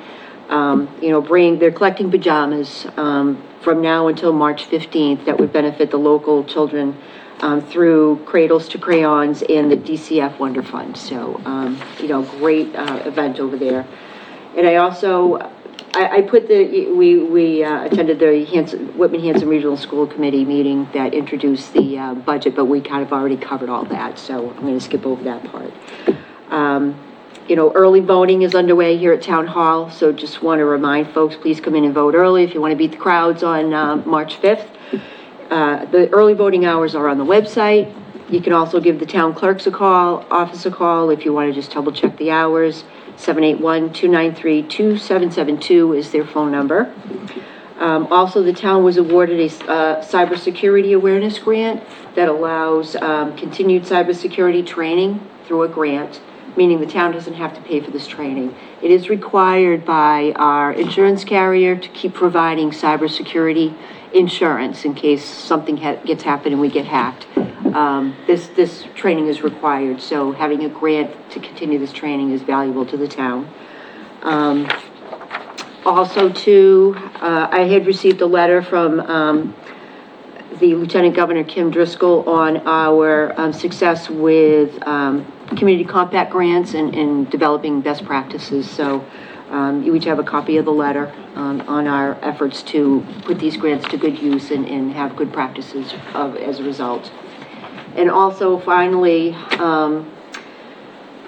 there was a map that was donated to the town by Myron Sleeper, who was the owner of the Sleeper property that the town just acquired not too long ago. It was donated to the town in 1999 and has been sitting in the assessor's vault for all those years. It's a map from 1857. So the 200th Anniversary Committee found a company, it was Northeastern Document Conservation Center of Andover, Massachusetts, to send this map to, who reconditioned the map. It is a work of art. Didn't they use community preservation money to do that? Yes, they used community preservation money as well in the 200th anniversary money to preserve this map. It's a work of art. We have it here in Town Hall, and our building inspector and our maintenance technician will be putting the map up right here on the stairwell underneath the windows for people to see. So really commending everybody for their efforts on bringing this map back to life. Wait till you see it. It's absolutely gorgeous and well worth it. And, you know, we want to thank Myron Sleeper for donating this. I guess it really was in dire condition before Northeast Document Conservation Center got a hold of it. So kudos to them. Thank you for the committee and the CPC funds for historical records and documents for supporting the project. You know, we might want to reach out to his family, who we do have contacts because we worked with them on the Sleeper property, just to let them know that. I think they'd really appreciate, you know, Myron's living on in many ways here in Hanson. I mean, it's really going to be a jewel in Town Hall. I really think a lot of people are going to stop and really look at it. I think they'd love to come see it. Yeah, you know? Is there a plaque or anything that mentions this? Not yet, but we That's can a have good a plaque idea. made up for it, yes, to put, you know, right next to it. But it is locked in our kitchen because, again, our maintenance technician and our custodian over at the senior center and library they drove to Andover to pick this up and drive it back to the town because of the delegate matter. But wait till everybody sees it. We will post on Facebook when it's up and invite everyone to come on in and see it. And that actually concludes my town administrator report for today. Oh, I'm sorry, yeah. I just wanted to mention with the master plan, that Full County Planning will be having a visioning session on Thursday, this coming Thursday. This Thursday, at okay. 6:30 p.m. up at Camp Kewanee. We're going to have a bunch of maps laid out depicting certain data, open space, intersections, accidents, whatever it may be. It's really, really imperative that we get the input from the community to help us interpret that data. Because the data can tell you one thing, but it's really what the community wants to say. This is what we envision our town in the next 10 years. So I hope that the board could attend. And then I know I stepped out. Was MBTA communities on the agenda for tonight? Just very brief, I don't know when you stepped out. It was on the agenda briefly as an update from the town planner. In his update, he just sent a letter to us saying that they had to make some tweaks, and he'll give us the report at our next meeting. You got a busy week because we're going to see you at Hanson Business Network tomorrow night too. And then I can't make Thursday night. I would love to be there, but I will be at a work event. I hope you get good attendance. Hopefully other people can make it there. What time is it? 6:30. Yeah. 6:30? Yeah. I can try. Don't quote me, but I believe the planning board is meeting this next Monday, to discuss that again, openly. Yeah. Okay. Madam Chair? Yes. Just a postscript on the mention of the donation by the Sleeper family of that map.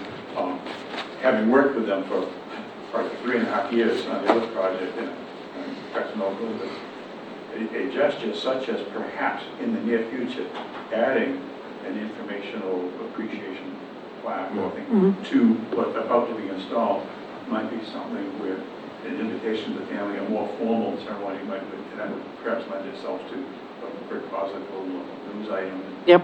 Just kind of put a ribbon on that process. Yeah, I agree, Mr. Clements, because I feel like we never really did that much in the way of ceremonial stuff for the sleeper property itself. Did, the Full Conservation ceremony. Commission did provide them with a. I'll be there.